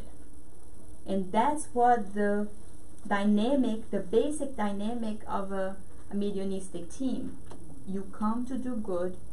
You work to be a better person so you can contribute with the team that is here, so that we are one. The team is one. There's no, you can't be outside. I'm only one only if, everybody else does what I want. That's not how it goes. There is order that comes from the higher spirits. And if we have any questions and doubt, then we're not making our team as strong as possible. So we're gonna keep expanding on the roles of the team. Lou, you wanna come up?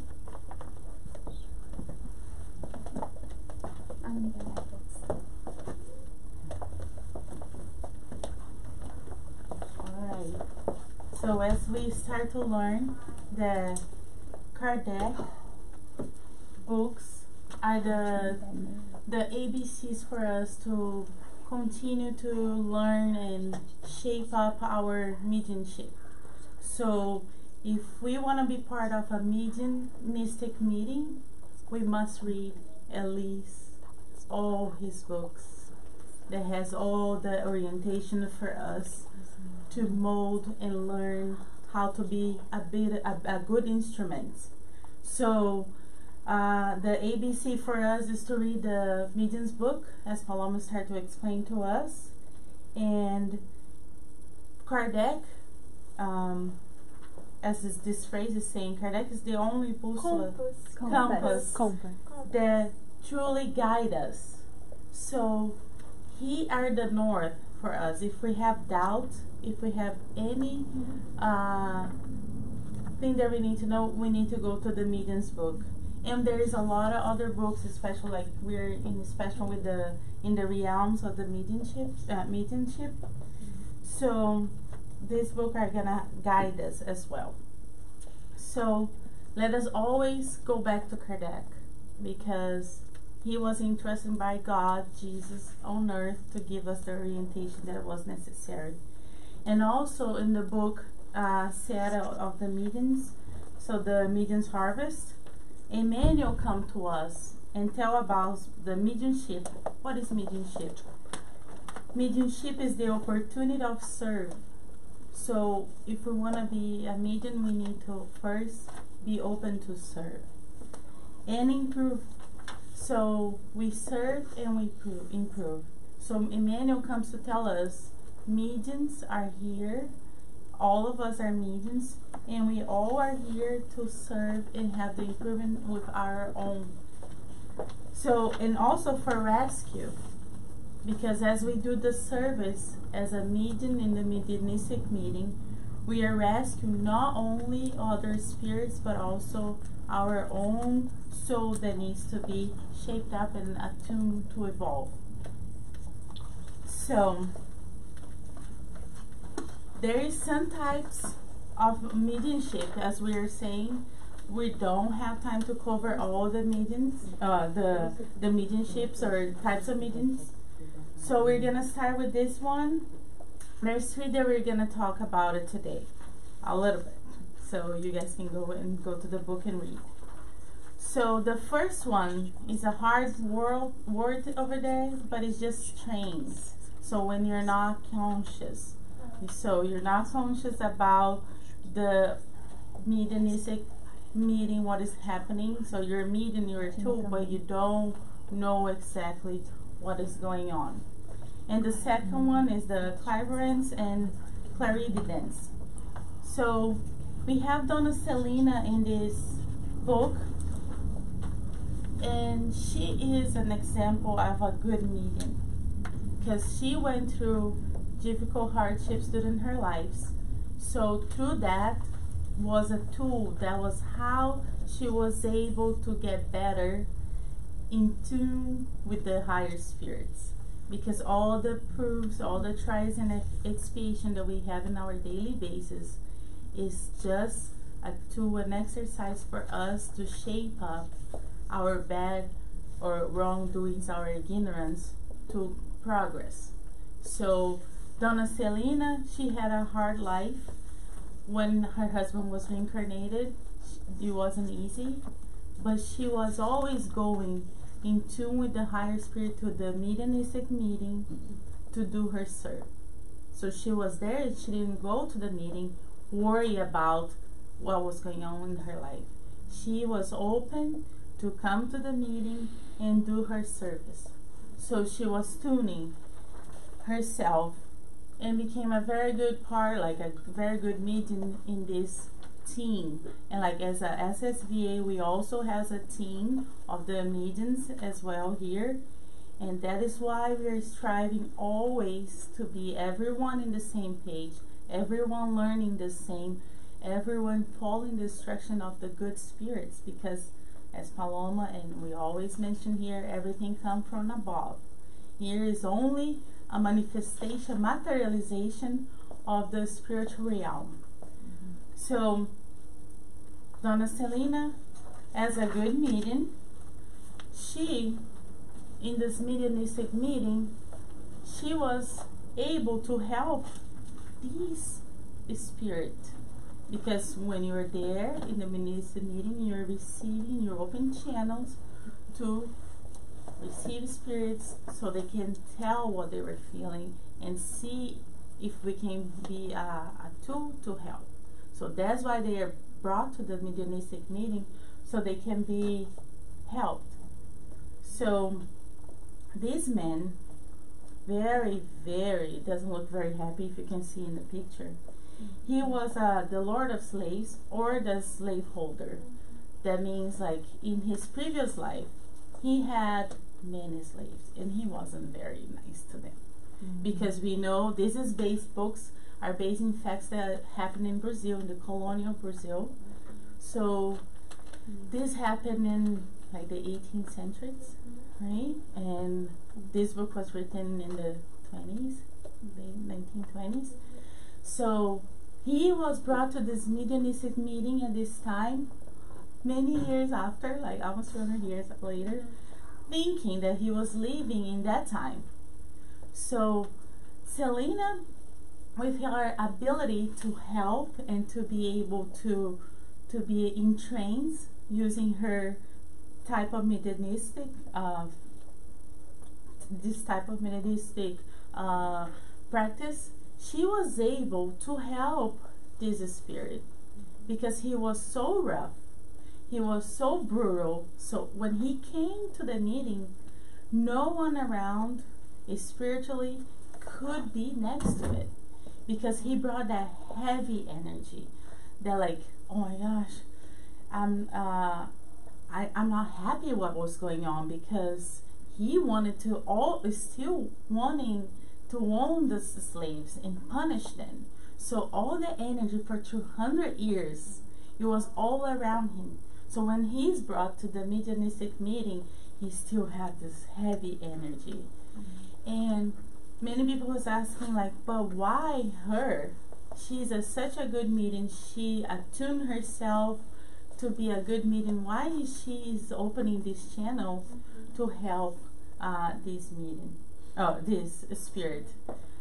It was because when she was in trance, she was able to still help and be like very fraternal with this spirit. So she was on the side, you can see in the picture, she was like, he was coming through her body, but she was on the side still guiding him, as a loving mother was saying in the book, like she was loving and open to receive him. And she was able, with the group, with the team, because that's why we're saying everyone in the team is important, because it doesn't matter if you're the medium receiving the spirit or the support medium, we all need to be in tune with the higher realm and be sending this loving energy, so we can all help. And the spirit that comes to the meeting is always going to evolve depending on the group. So if your group or our group are not evolving, this is not good. We need to be evolving, because we can help even more. So that's why there are always changes. Like they always give us new directions to how, not that we are doing wrong, but to how to be better. So in this case, she was a very good tool. She was able to help to rescue this spirit, and because she was able to block, because imagine if the good spirits and all the spirits that were in the meeting, spiritually speaking, could not be near this spirit. Imagine if she comes back and remember to everything he was talking about. So this is like a protection So sometimes the good spirits are gonna use this type of meeting that are in trance to be able to help deeper and make them safe, the medium safe, because they don't want to put us in risk. They want us to be able to help them. They want to guide us to be able to help other spirits, but also protect ourselves. So that's why Donna Selena was using this in this case as an example that we are using. And you can see other spirits. You see, I just want to put more pictures for you guys can see how it goes. Like, it's hard. Many people here is the first time hearing about mediumship. So you saw that they sit around the table, and you see like this is a different medium receiving another spirit to help. But look at the face of the spirit. You can see that it's not a happy spirit. A lot of the mediumistic meetings are for this obsession, because as we are on earth, there's not a lot of evolved spirits. So a lot of those type of spirits are going to be looking and needing of help. So that's why it's important for us to attune and be watching and praying all the time, because it's not on Mondays when we have the meetings, it's not on Fridays when we have the meetings, or Wednesday. It's every day that we are meetings. And every day we need to be watching and praying to see who is attuning with us and how we can help.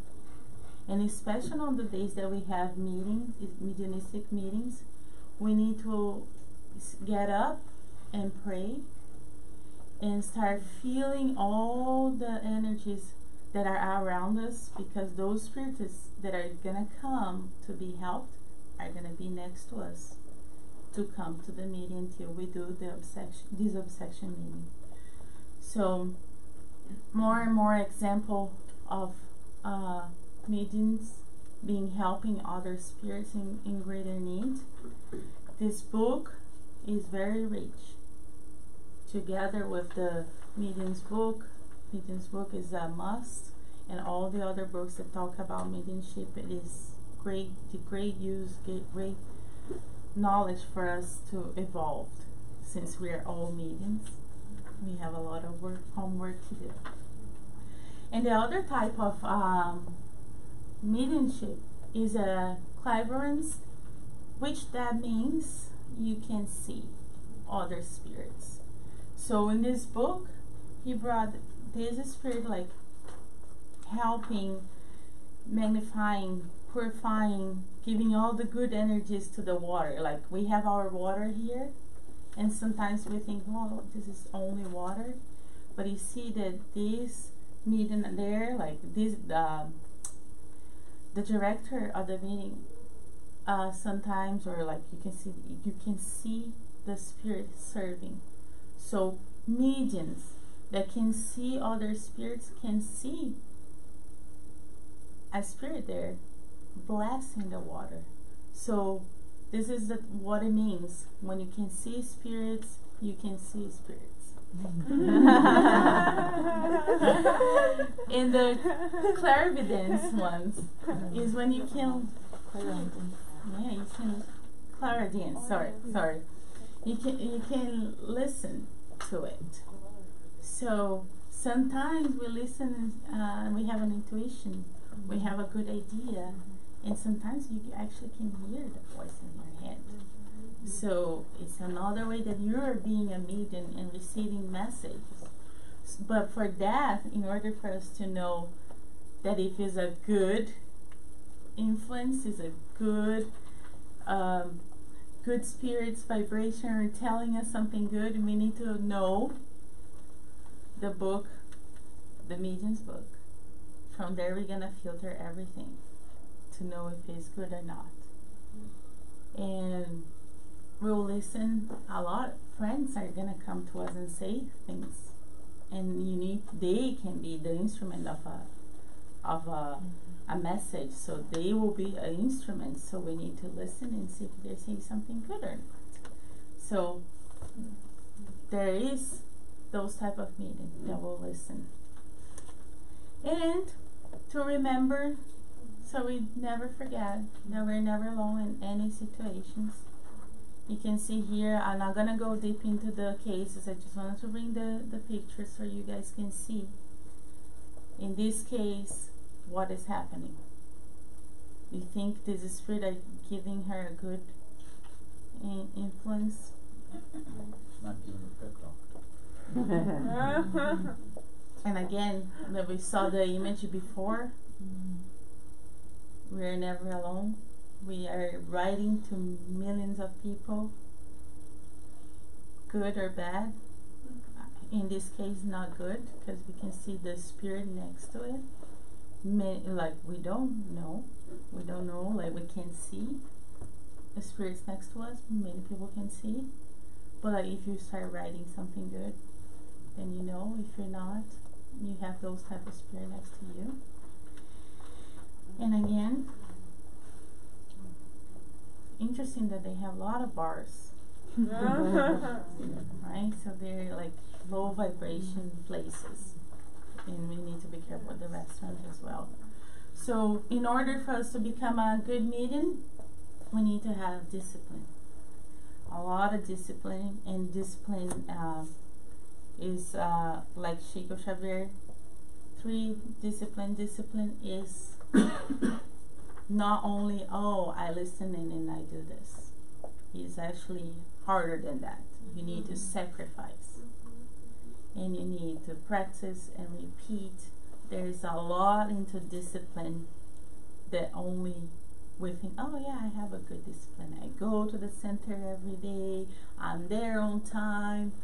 But like, if you are part of the medium team, you need to be there regardless of your personal appointments. You are being counted and called by the spiritual team, and they count on each one of you, each one of us, to be there. So if we are part of the team, we need to be conscious and have the discipline to be there, open to serve, and to receive any information, any instruction that are needed from them, because they will tell us this is what we need you to do. So with that, we're gonna learn from Daisy a little bit more deeper.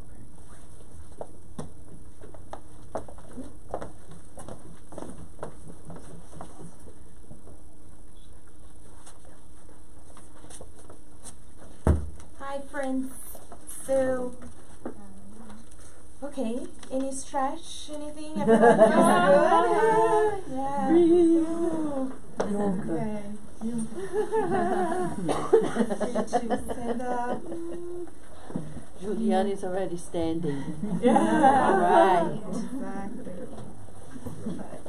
More water. Yeah, More water. There More we go. Now we know that the water is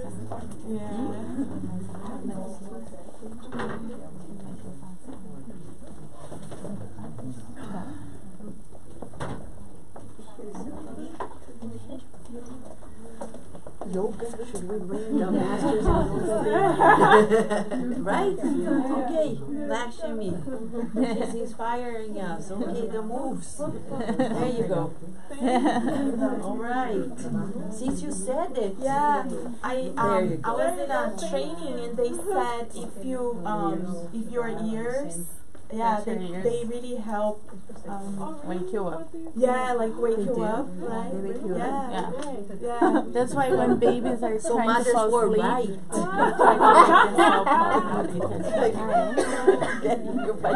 Vai dar eu em reunião, assim,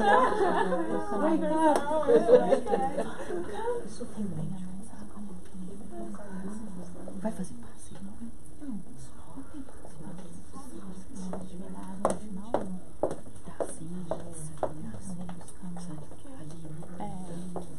Vou esperar.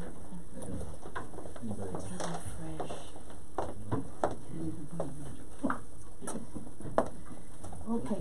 Thank you.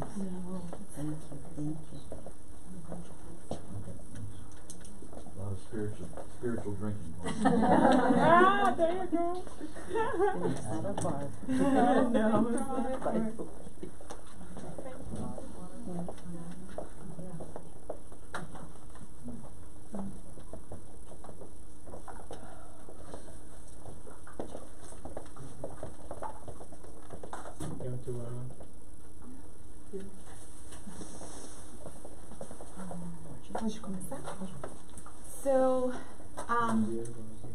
actually going to be a beautiful way. We're starting to navigate more to the closing of this session, this therapeutic session of today. So you will see we're going to delve a little bit deeper into this book that we've been, referring now for since the beginning of this educational moment today. And I think it's going to be a beautiful way to demonstrate. So we talked in the beginning about our individual role, right? What we have to do ourselves has a good medium to align ourselves when we are talking about studying in constructive and destructive currents. And we learned a little bit more about the mediumistic team. So now we're going to hear about what André Luiz brings these terms to us called the mediumistic mandate. So what is that? And we're going to see is really an example for us of that complete medium, someone that truly applies in their daily lives and in their work at the center, and how that brings together this beautiful chapter 16 that we're going to talk about right now. So this is another picture. So this chapter 16 starts, and André Luiz, throughout this book, he's visiting different centers, and he is learning, he's studying. He's there with Hilario, with his friend, and he's with an instructor. And they arrive at this meeting. The meeting is about to start right here, and he goes into a little more detail about what is happening. So we're not going to have time now to describe, but he describes, how sometimes you come to the center, and we bring our spiritual baggage, right? We bring those who are connected to us. We learn those good spirits, but also those connected through our thoughts, through our feelings. So they do a screening. So when you enter the center, there are some that are allowed to come in, that are allowed to listen, to be helped. There are some that are not ready yet. So he goes into more detail, so I recommend you to read. But we're going to focus this chapter on Sister Ambrosina. And she's right there in the middle with the reddish shirt. In this chapter, they learn more about Sister Ambrosina and what is this mediumistic mandate that we're going to talk about. So here you can see there are those in the incarnate realm, but also we see the spirits, right? The spirits who are here to helping. This meeting is about to start. And André Luiz asks his mentor, he's like, it's very interesting, who is she? Because do you see she has a cone of light, right, on her head? And he, as a spirit, can see that. So she's incarnated, she's a medium, and she radiates. Isn't that beautiful? She radiates this light, and she has this cone of light that he sees on top of her head. So he asks the mentor, who is she? And he tells a little bit about her. So he says for 20 years, she has been working tirelessly, and she has renounced. He used this word, which I think, it's good for us to study, renunciation, renounce. And he says she has renounced the simple joys of the world. So not only renounce, we are talking here about, educating what you eat, what you drink, but she has renounced simple joys. So she has been working tirelessly. And because of her time and dedication, the instructor tells André Luiz that she has received this, what they call a mediumistic mandate. So we're going to learn more. What is this mediumistic mandate? So thinking about this complete medium, Sister Ambrosina here is the portrait to us of someone who is really committed to the practicing mediumship and being coherent, right, in their daily lives and in the mediumistic works too. So mediumistic mandate. So André Luiz, and this are not my words, this is exactly as it is written in the book, so we can break down and study together. So through her goodwill, so let's pay attention to the words here. Goodwill is study and comprehension of her responsibilities in this case. Mediums that show that they are ready to work for the good. They receive a closer association, a closer support from an experienced and knowledgeable spirit who begins guiding their pilgrimage on earth and controlling their energies.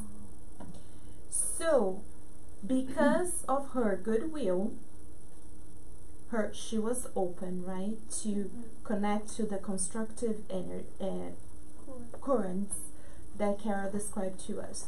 Study. So not only because she had the mediumistic faculties, but she studied it, right? She disciplined her mediumship, and she comprehends the responsibility that she had in this reincarnation. So she has a close support. So we all have a spirit guide and mentor, but that with her is unique because she's in closer association with the mentor that's guiding her. As we're gonna see, it's shown here, but we're gonna see in the next slide as well. And he also used the word, she merited the responsibility of a closer association with the instructor who presides over her task. So it's not something that we say, I wanna receive a mediumistic mandate. I wanna be, choose me. No, you have to merit. So it's really through your work, right? Her study, her dedication, her work, and she comprehended the responsibility. So she merited. So that's also very important us to remember. So then they go on to describe, okay, so we know she has this closer association with her mentor, right? And you can see here in this picture, she is psychographing, right? She's writing.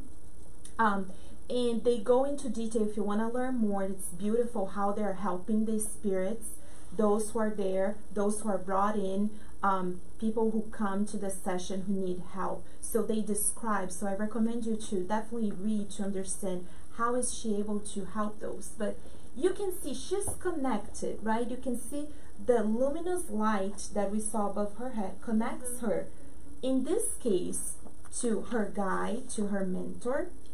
But also, there's a third spirit there, right? So we're going to understand how is the dynamic of that supervision. So the spirit mentor that guides her mediumship is called, his name is Gabriel. And André Luiz describes to us, Gabriel fully controls the energies of Ambrosina, who established contact with the spirit realm solely in conformance with his supervision. So, in this closer association with the mentor supervises. This word is very important. He supervises all the contacts that's made through her. So it's not that a spirit can come in and be like, I wanna, I want to send a letter to my loved one, or I want you to, say this or write this. So there's a supervision, the hierarchy that we talked about. So the mentor, Gabriel, needs to first allow that communication or that exchange to happen. And second, there needs to be a compatibility, right? There needs to be affinity. Thank you. An affinity for that to happen. So a good example for us is we read all these books from André Luiz, right? Through Chico Xavier, and we learn studying about Chico Xavier's life that André Luiz, he actually had to develop that affinity with Emmanuel, which was in this case the spirit that was supervising the works through Chico Xavier, and I believe it was for 2 years. So for 2 years he was there, he was getting to know Chico, studying, he was there present, but he wasn't allowed to actually starting psychograph the books until he developed that compatibility, thank you, which it took him 2 years, which, so, a lot of patience. So it's not that, a spirit can come in and okay, let's do this, we're talking about the frivolous meetings, right? No. When we're talking about a serious mediumistic meeting, we're talking about that kind of supervision by the spirit mentors. So then André Luiz continues. He was very intrigued, right? He wants to learn more. Like how, okay, for you to get to this level, what happens, right? Is this something that you incarnate and then, all of a sudden you want to, start? Maybe, but usually, most of the time, this is something that we committed ourselves even before we incarnated. So even before Sister Ambrosina reincarnated, she had already developed a plan. So let's talk about this balance, right? Our reincarnatory plan and our free will. And we, talking about mediumship, we cannot not mention our reincarnatory plan. So each one of us in this room, regardless, we have a reincarnatory plan. That is a plan, something that was developed in the spiritual realm before you came, that delineates, this is gonna be, the things that you're gonna accomplish. These are the things that you have to learn, that you have to work on. Maybe you're gonna be in this family. There's a reason for you to be in this family. So the spirits who guide our lives, they are there with us. And you can read, and we're not gonna have time today, but you can read through the André Luiz books that they plan every single cell of your body. You can everything that you need, you have. You 100% sure you have right now. So, but there is this balance, because Spiritism comes in and also tell us that there is a reincarnatory plan, but we also have free will. And I think that is the balance of Spiritism, to show to us, is not that you're doomed, or, this is happening to me. You have your free will as well.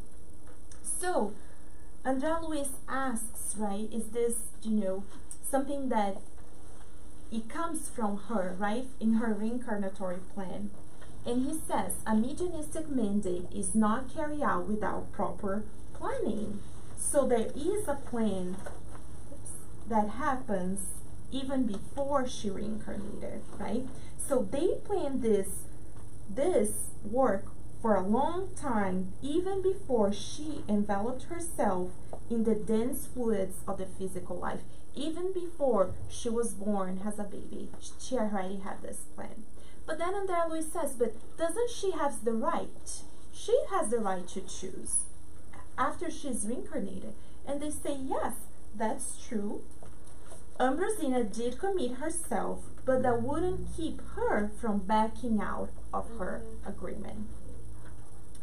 And he continues and explains, the guides of the spirit world seek collaborators, not slaves. Oh. So they're not gonna come to you and say, or to me, Daisy, this is your reincarnatory plan, by this age, you're expected to be here. I mean, they would definitely send us reminders, they will remind us, they will warn us many times.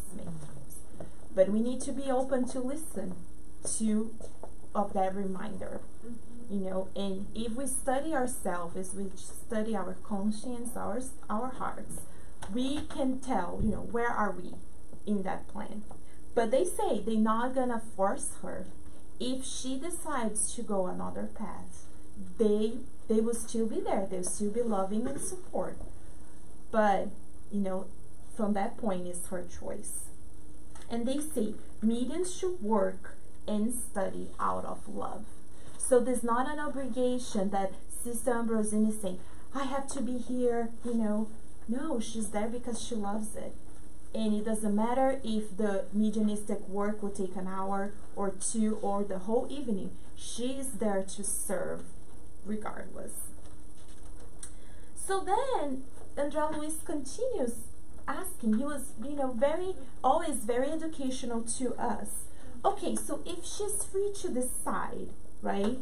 So what happens, then if some mediums decide, okay, we talk a lot about pride, we talk a lot about money, or things in the material life. So what happens, and how those the outside things influence us? So they explain. Free to decide their own destiny, mediums often prefer to stagnate in the circle of undesirable company, yielding to terrible fascinations. So how does this happen?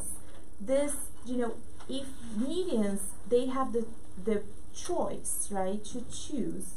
And why? Why do they decide to stagnate and stay? And the word here, terrible fascinations.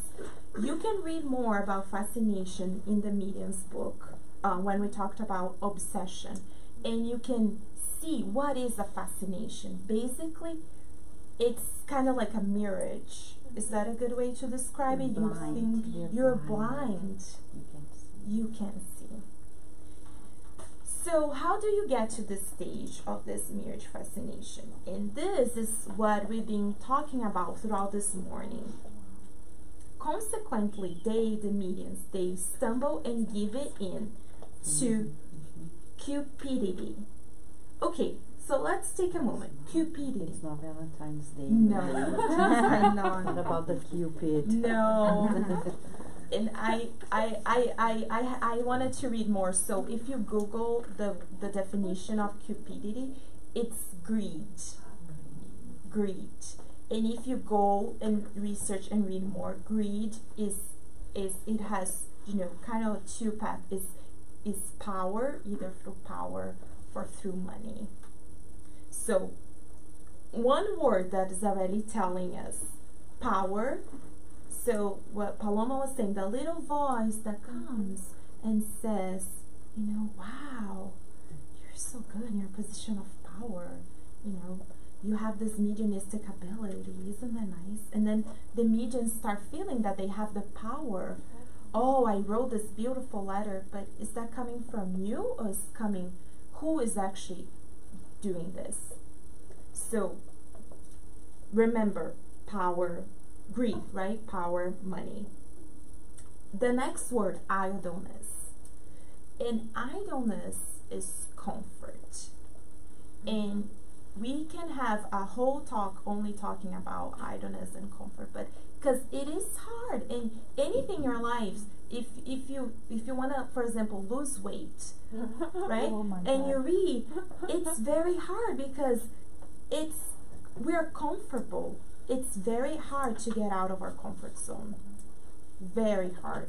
And that's why the Spirit is always saying, learn something new, learn something new. You're only gonna, do different if you learn something new. If you stay in your comfort zone, from your jobs to your house, to your house to your jobs, to your family, and that's it, and you go to the center, you read, but it's there, the center is separate. If you do, right? We hope mediums are part of a spirit center, but getting out of that comfort zone. Then the next one is destructive self-centers, so selfishness, right? When we talked a lot about sacrificing, right? We're thinking until it's good for me, it's okay. If you sacrifice me going there on a Sunday morning, no, I don't want to do it. Or if it's not fits my schedule, I don't want to do it, right? So selfishness. And then again, André Luiz brings to us delinquent sexuality. In talking about mediumship, and we've seen throughout this morning, we mentioned a lot about this delinquent sexuality, so sexual addictions. In the book that Paloma mentioned to us, I remember a case from the same book, I believe it's Works of Life Eternal, where they, after the meeting is over, they follow the workers home, and they want to see, okay, let's see what is happening. And there's a case there, very interesting, where the mentors, the spirit mentors, are waiting. They have, through the evening, the workers are invited to continue helping and study throughout the evening. And there's a, so they use us, the workers, the mediums, all of us, when you go to sleep, that's when we are more easily, our spirit can a little freer from the body. So that's an opportunity for the workers to go and continue helping and studying. So they're there in the spiritual realm rating, right? Okay, he went home, he's going to be joining us tonight. We have this special session. They have, I believe, a study session. And, time went by. Where is he? So Andrea Luis, went with the spiritual guides to visit his home to see, he should be asleep right now, what's happening. And he gets there, and his physical body is asleep. His spirit is, detached from the body. But he has two women, sensual women, there with him in the spiritual realm. And Andrea is like, what's happening? And he's like, well, he attracts that to himself, through flirtations, through,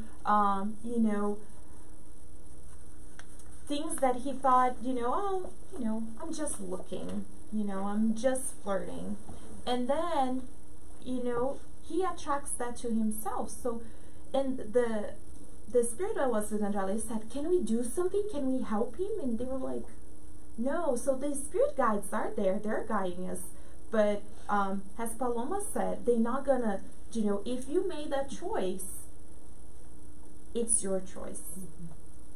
So sexuality is another term for us, and talking about mediumship, how it is this complete medium that we're talking about needs to pay attention to all of this. So then he says that if not, they will become puppets or enemies of the light, who vampirize their energies and destroy their great potential. So this is how mediums, they end up not completing their mediumistic work. Okay, so continue in talking about the mediumistic mandate. So then, Andrea Luis says, okay, so we're talking about free will, right? So what can we say for this mediumistic mandate? And he says that each conscience progress by its own volition, their own will, in spite of many teachers of the past. So as we're talking, the teachers are there, but it depends on our will, right? And this is what I think is beautiful. Thus we see millions of individuals caught in the web of tormented mediumship, thousands possessing noteworthy psychic potential, but they few of them obtaining a mediumistic mandate for the work of fraternity and light. So millions of individual friends, that's all of us, it's not only a few that are chosen. We learned today we're all mediums. We're all called. It depends on us how we connect to do this work. And they say they have the psychic potential is there, but we lose it, because we are not willing to discipline ourselves as we learn. And then they say the mediumistic mandate is a delegation of power obtained through moral credit, but isn't a certification of sanctuation. So we're not a saint, right? And they asked Sister Ambrosina, she's still learning, as all of us, but she has this moral credit. And with greater or lesser responsibilities, we mustn't forget our obligations concerning the divine law in order to consolidate our titles of worthiness in the life eternal. So Andrea Louise is reminding us, a reminder for all of us. So if you go to the Spirit's book, okay, we're talking about divine law. Carol beautifully explained to us, how law is a law. There's no way to go against it. So if we want to be this perfect medium, as we're meaning, the recipe is already here. It's here. We're not like making this up. It's the divine laws. And it starts with the divine and natural law, goes all to the law of justice, love, and charity, and talks about moral perfection. Moral laws. So if we want to know how to follow the recipe is right here for each one of us. But they ask in the Spirit's book, but if we know about these laws, how sometimes we need reminder, right? And we need guides. We need to have someone, right, that we look, sometimes it's easier for us. So Jesus is our guiding model, and he's the one that we follow. So if you need a reference, he's the one that guides and models our lives. And you can read more also in the Medium's book. Kardec asked this question: what conditions are necessary for the word or high evolved spirits to come through us? So not the frivolous spirits, the high, if you want to really be the mediums of high evolved spirits, it's in the Medium's book. And the answer is very short. It says, desire only what is good and avoid selfishness. So again, we see this word in pride. Those are both conditions that are necessary. Pride and selfishness. If we avoid those two, that is the recipe for us. So, since we do need also someone to really show to us what is to fulfill this mediumistic mandate, right? And nothing less than Chico Xavier, I think, to really illustrate someone who, like Sister Ambrosina, has come to, with his kind smile, really fulfill his task even further, right? Because in his, in Chico's reincarnatory plan, we learn, so he was supposed to psychograph 40 books. 40 books. 40 books. Yeah, that's true. 40. So in Chico's Xavier plan, so that's such a good reminder for us. We never are stopped to doing more. So he was supposed to psychograph 40 books, and he psychographed, I think, for our count, 462. Oh my gosh, times 10 plus more. Yeah. So he is really, I think, example for us of this type of discipline mediumship that we're learning today. And the Spirit says, Kardec and Andrea Louise, through his books, and it's in this book, In the Realms of Mediumship, it's called, he summarized for us, mediumship requires effort, sacrifice, courage, and time. So a homework for us, and the mentors, of the SSVA has given the homework for us, for our team, and I kindly, with their permission, extended to all of us here to think about, okay, what in my life, what effort do I need to make myself? And write it down, because, really think through this. What is the effort that you have to make in your lives? It will be sacrifices. What will be the sacrifice for you? And it's individual to each one of us. The sacrifice that I will make, that Carol make, Vanessa, everyone is different. What is the sacrifice in your life? The courage to fulfill the task and the time. So think about it, write it down, meditate on it, because for Chico Xavier, there was a lot of effort, many sacrifices, and that I recommend you to listen on YouTube to there's documentaries about his life. There's a beautiful movie about his life that we recommend you to see. to really illustrate the sacrifice, the courage, and the time that he put it. From 40 to 462 books. But then we're gonna close with our Master Jesus, because again, he's our guide and model, and his beautiful words summarize to us that much will be asked of those who have received much. So if you are given this gift, which is a gift, much will be asked. And you have the support of the kind and loving spirits, but it's on you to complete this task. So Daisy is giving to us the direction of the north of the practice of mediumship. Mediumship with Jesus. So we're gonna wrap up with some highlights on what it is mediumship with Jesus. Chico Xavier certainly has walked that talk.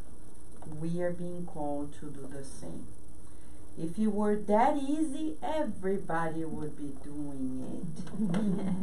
But if we know what it is, it's going to be easier. Many people don't do it because they don't know. So that's why we're here. That's why Chico Xavier received so much information and shared with us. We don't do it because we don't know. We cannot write if we don't know the ABCs, so we need to know the alphabet first. So Jesus brings to us the framework of what we call ethical discipline to practice mediumship. The peanut mediumship is out of our dictionary. Okay? So there's no such thing like, oh, we're going to meet at home and start talking to the spirits. You can meet anywhere. Meeting at home or in a center, it's as risky if we're not observing the rules of engagement. That's why Mentor Joseph prepared a special workbook in 2007 that is still available as part of the roadmap study. Spiritual laws for the spiritist practice. And throughout that workbook, there are 12 lessons recapping, and one of them is emotional balance, which is an immortal goal for us, but is one of the goals. And mediumship with Jesus comes to us like this. 1, there's order as basis for charity. We cannot practice it out of our whim. 2, there is no freelancing service. I'm gonna help whenever I can. When I have that attitude, I don't have good spirits around me. Because the good spirits cannot have somebody that's spoiled to help them. Will not be easy for them. Whenever I can, if my family life, my professional life allows, then I go there and do the thing. It's either like helping the homeless, or helping with our children, or helping with a study session, or helping somebody in a shelter, in the hospital. If they say, right now we need you, we have a choice. Drop everything and do it, or hesitate and say, right now? And then they have to find some other instrument. But they are going to find somebody. And somebody, it's not the best candidate, but it's somebody who is attuning. That's why at Cardiac Radio, we had recently a whole study session, and you can find on Cardiac Radio's YouTube, the whole study of the book Mediumship and Attunement by Emmanuel through Chico Xavier. Because attunement is everything.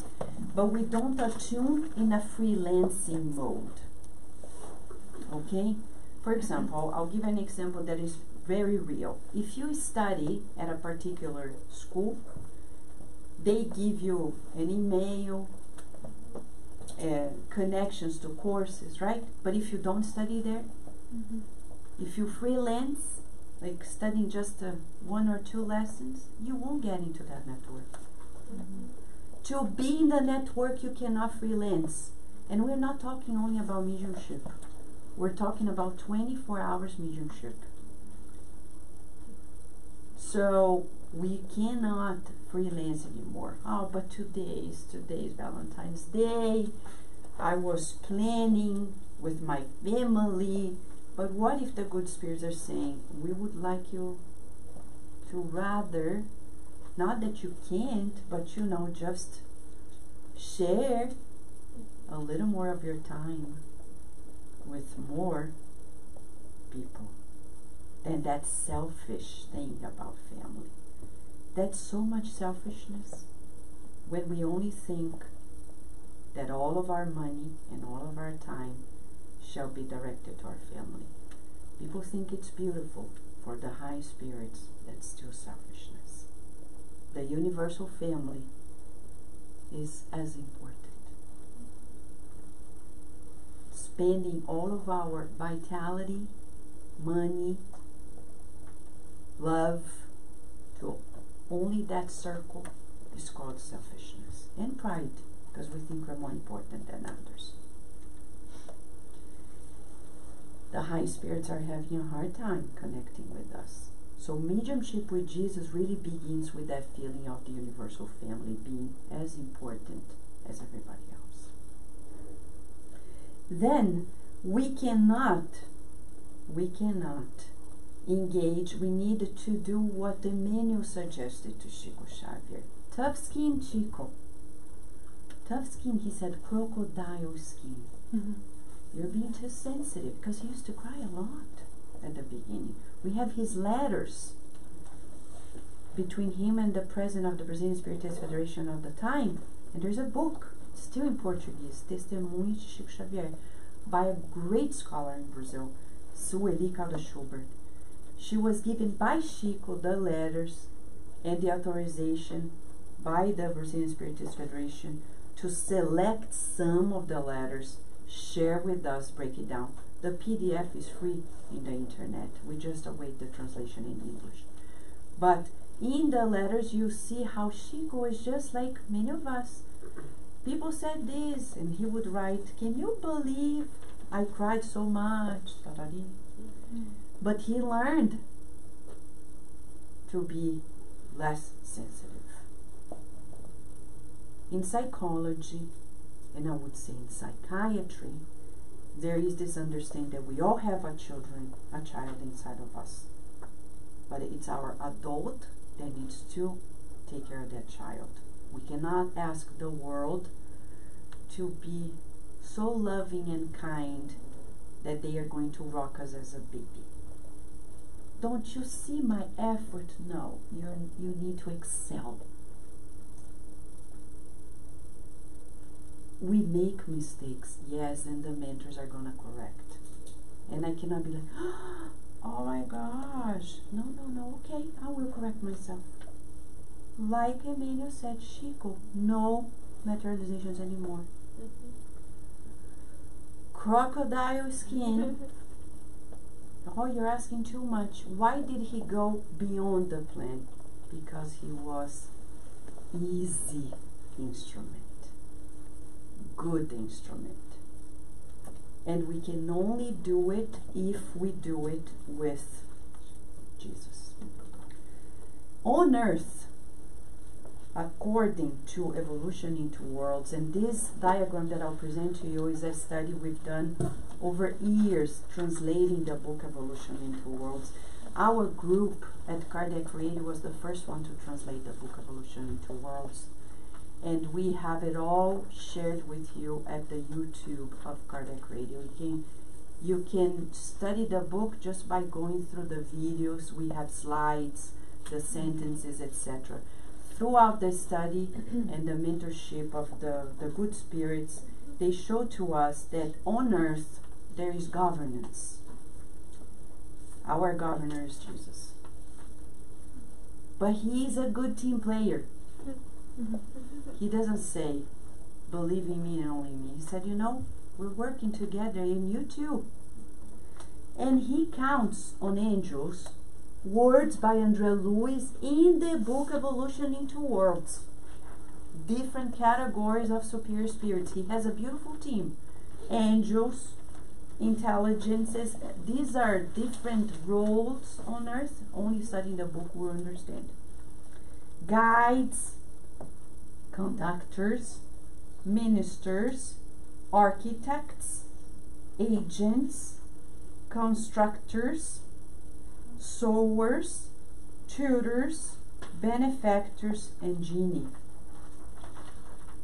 If we want to understand what this means, we need to read and study the book Evolution into Worlds. Count. 12. 12. Just an observation. In the Medium's book, just as a study we've done in 2011, Kardec mentions about things related to the Christ Jesus 40 times. Some people don't know, because I know people who are not spiritists who say, I don't want to have anything to do with Jesus.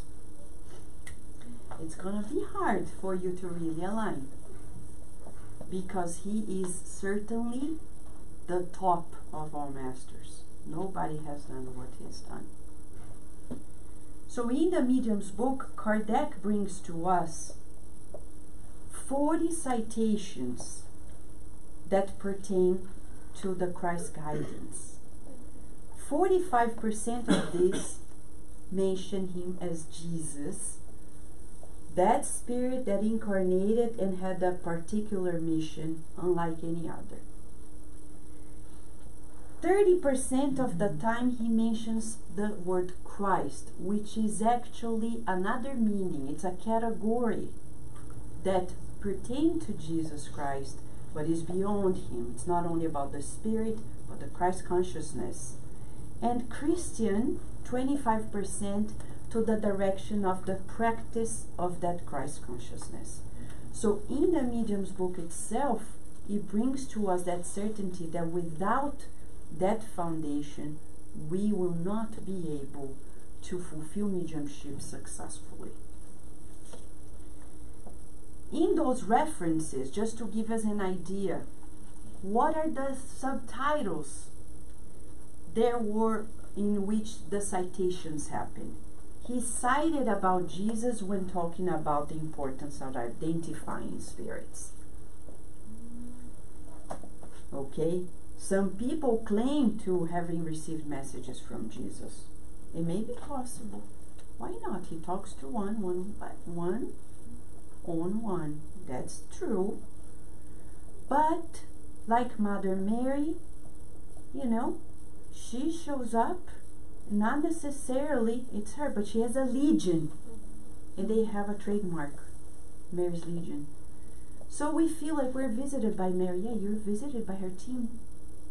Like Dr. Bezerra de Menezes. Some people ask, Inês, how come Dr. Bezerra de Menezes is everywhere? Everybody claims everywhere. What's happening? He has a huge team. Did you know that on Earth, Dr. Bezerra is in charge of really leading the field of medicine to a completely new direction? He is in charge of that. If you work on the health field, in general, you are under the umbrella of his guidance without noticing. So he has a huge team working with him, and when he comes, the trademark of his workers.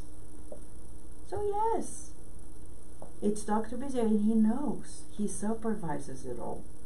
So no doubt, we don't dispute that he's here, there, and everywhere.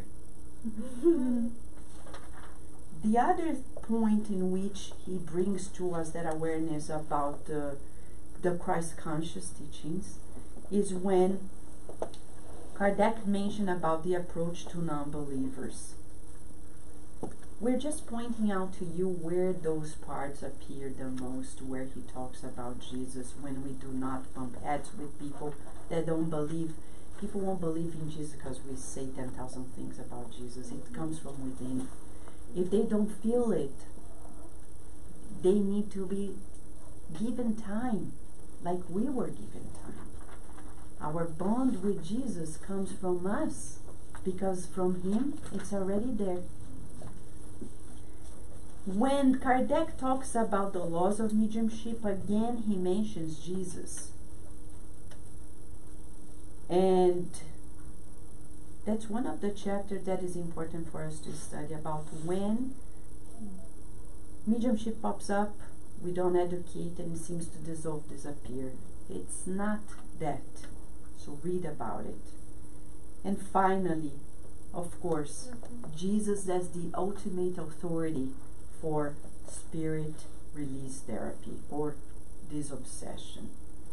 So in that item 251, Kardec explains to us that to talk to spirits who are really hardened, we need to have vibrational credit, moral superiority. But look at Chico Xavier. He was often visited by spirits who were very brutal, violent, who would attack him, assault him, threaten him. And if you think this is the stories we're saying, you read the books. The hard spirit, like the book Liberation, they are not kidding. They have nothing else to do but to disturb. So they have strategies. They have the School of Avengers. It's not easy.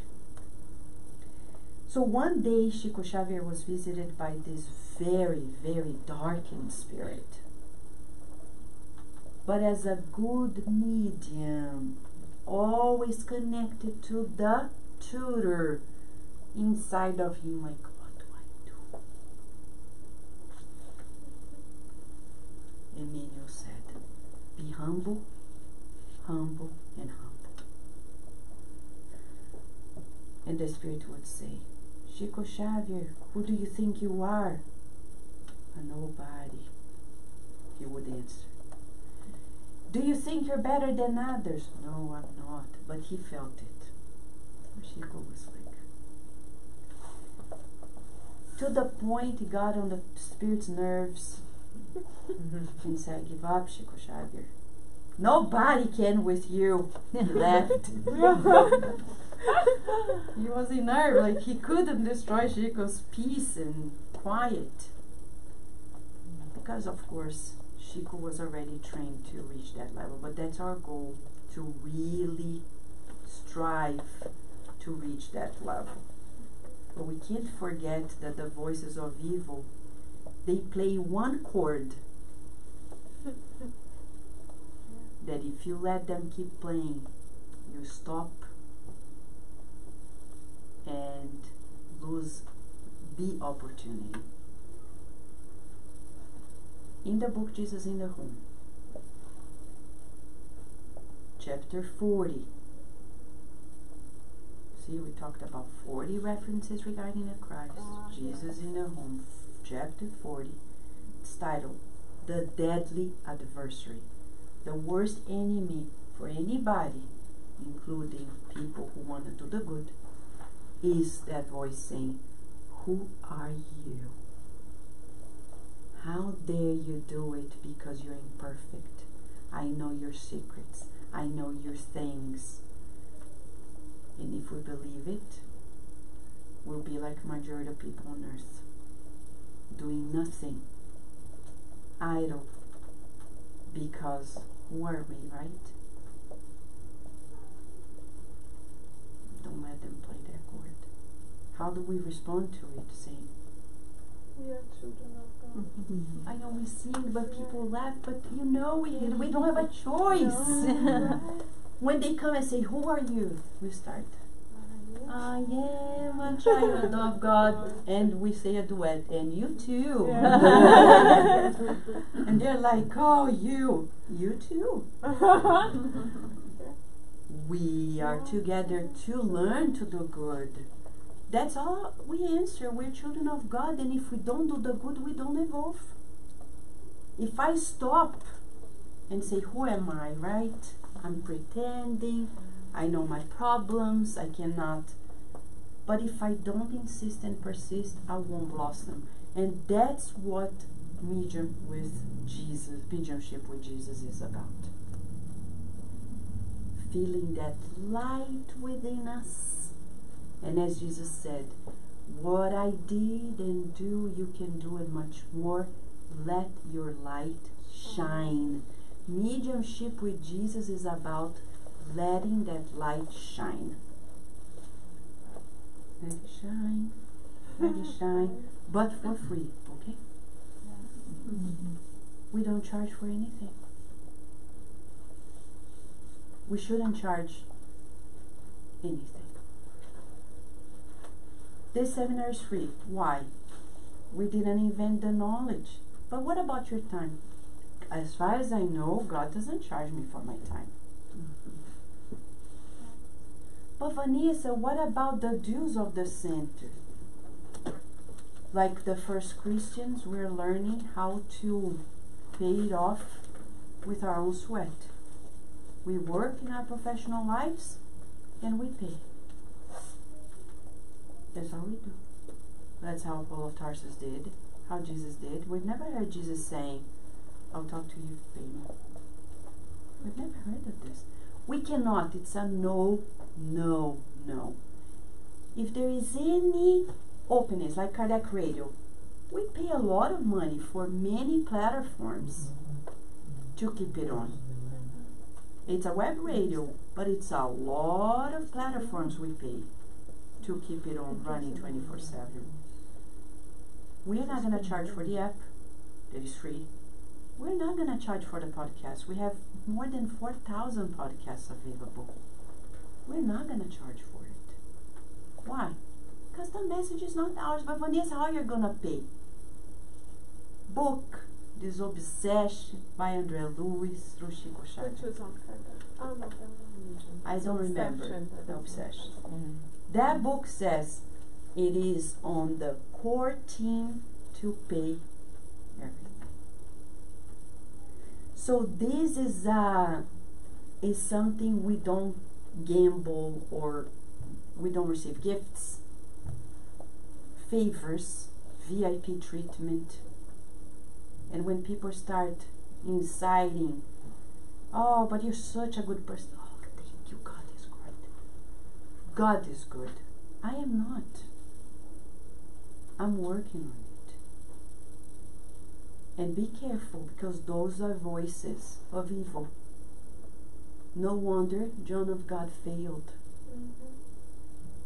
His own choice, but many people who pushed him also to the abyss. He was not alone. It's easy to point a finger, but there are many people in both realms who made the same choice. And we're sorry, because for sure he was supposed to be like Chico Xavier. But he made choices I cannot judge. But he's an example, unlike Chico Xavier, of what not to do. Balance your sexuality. Respect people. That's when we say mediumship with Jesus is the only way. We are not happy for the outcome in the mediumistic world nowadays with the story that broke the news. But it's a good comparison for us of what not to do and what to do. Chico Xavier and John of God. Chico Xavier sacrificed. Chico Xavier followed Jesus. The other one we cannot say. No judgment, but an evaluation. And if we do not follow it, we won't succeed. So free mediumship means mediums receive their gift freely from God. Serious mediumship is not and can never be made into a profession. It is not an art nor a skill, and for that no one should consider that a professional activity. If you're a psychologist, it's a skill. You work for it. Physician, a teacher, an artist, a vet, You worked for it. Mediumship, you're born with it. Oh, Vanessa, I study. Yeah, you're polishing it. But it's given freely to you. And the spirits don't charge. So, Spiritism recommends the ethical discipline of the Christ, as we can read in the Gospel according to Spiritism, without which we cannot achieve this highlight that Daisy brought to us, the mediumistic mandate, which is the mission that really demands order, security, and efficiency. So if we want really to walk this pathway, it's super possible, because look at us. Who are we? Just like anybody else. But we can attest to you that you can do it. Because we're not special. And we're here at the SSVA doing it. Many other centers are doing it.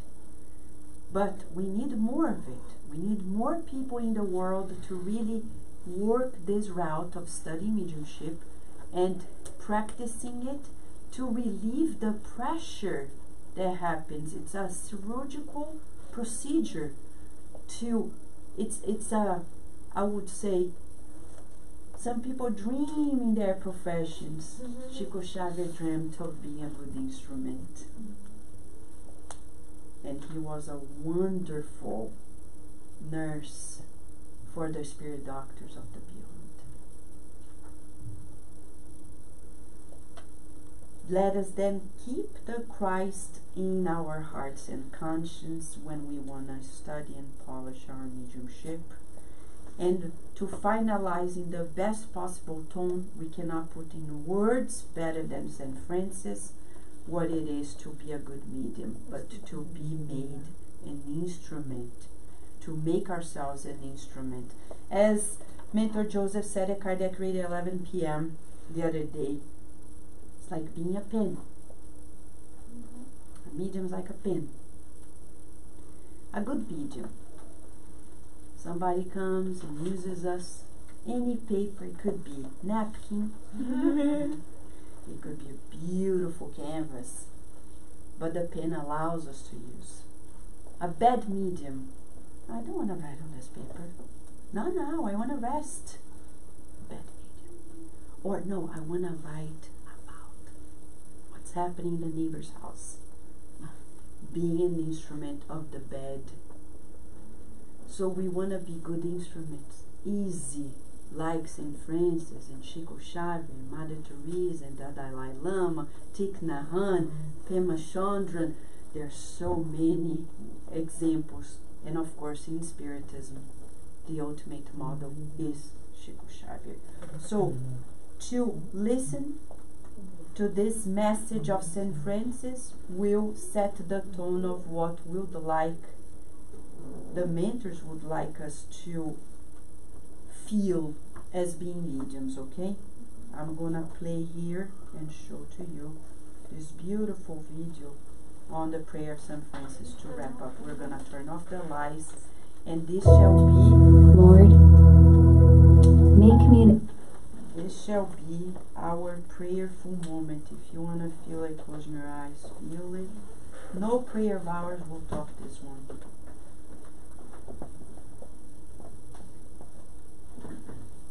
Lord, make me an instrument of your peace.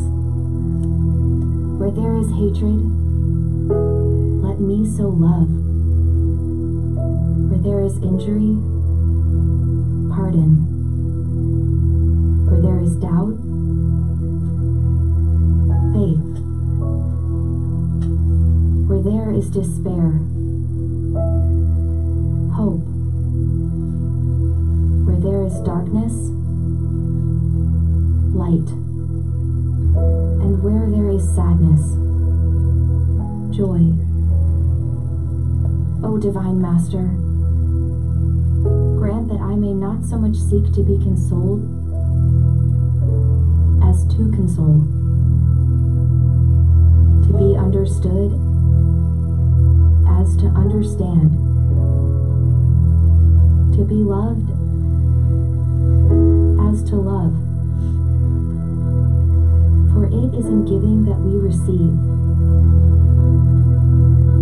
It is in pardoning that we are pardoned. And it's in dying that we are born to eternal life. Amen.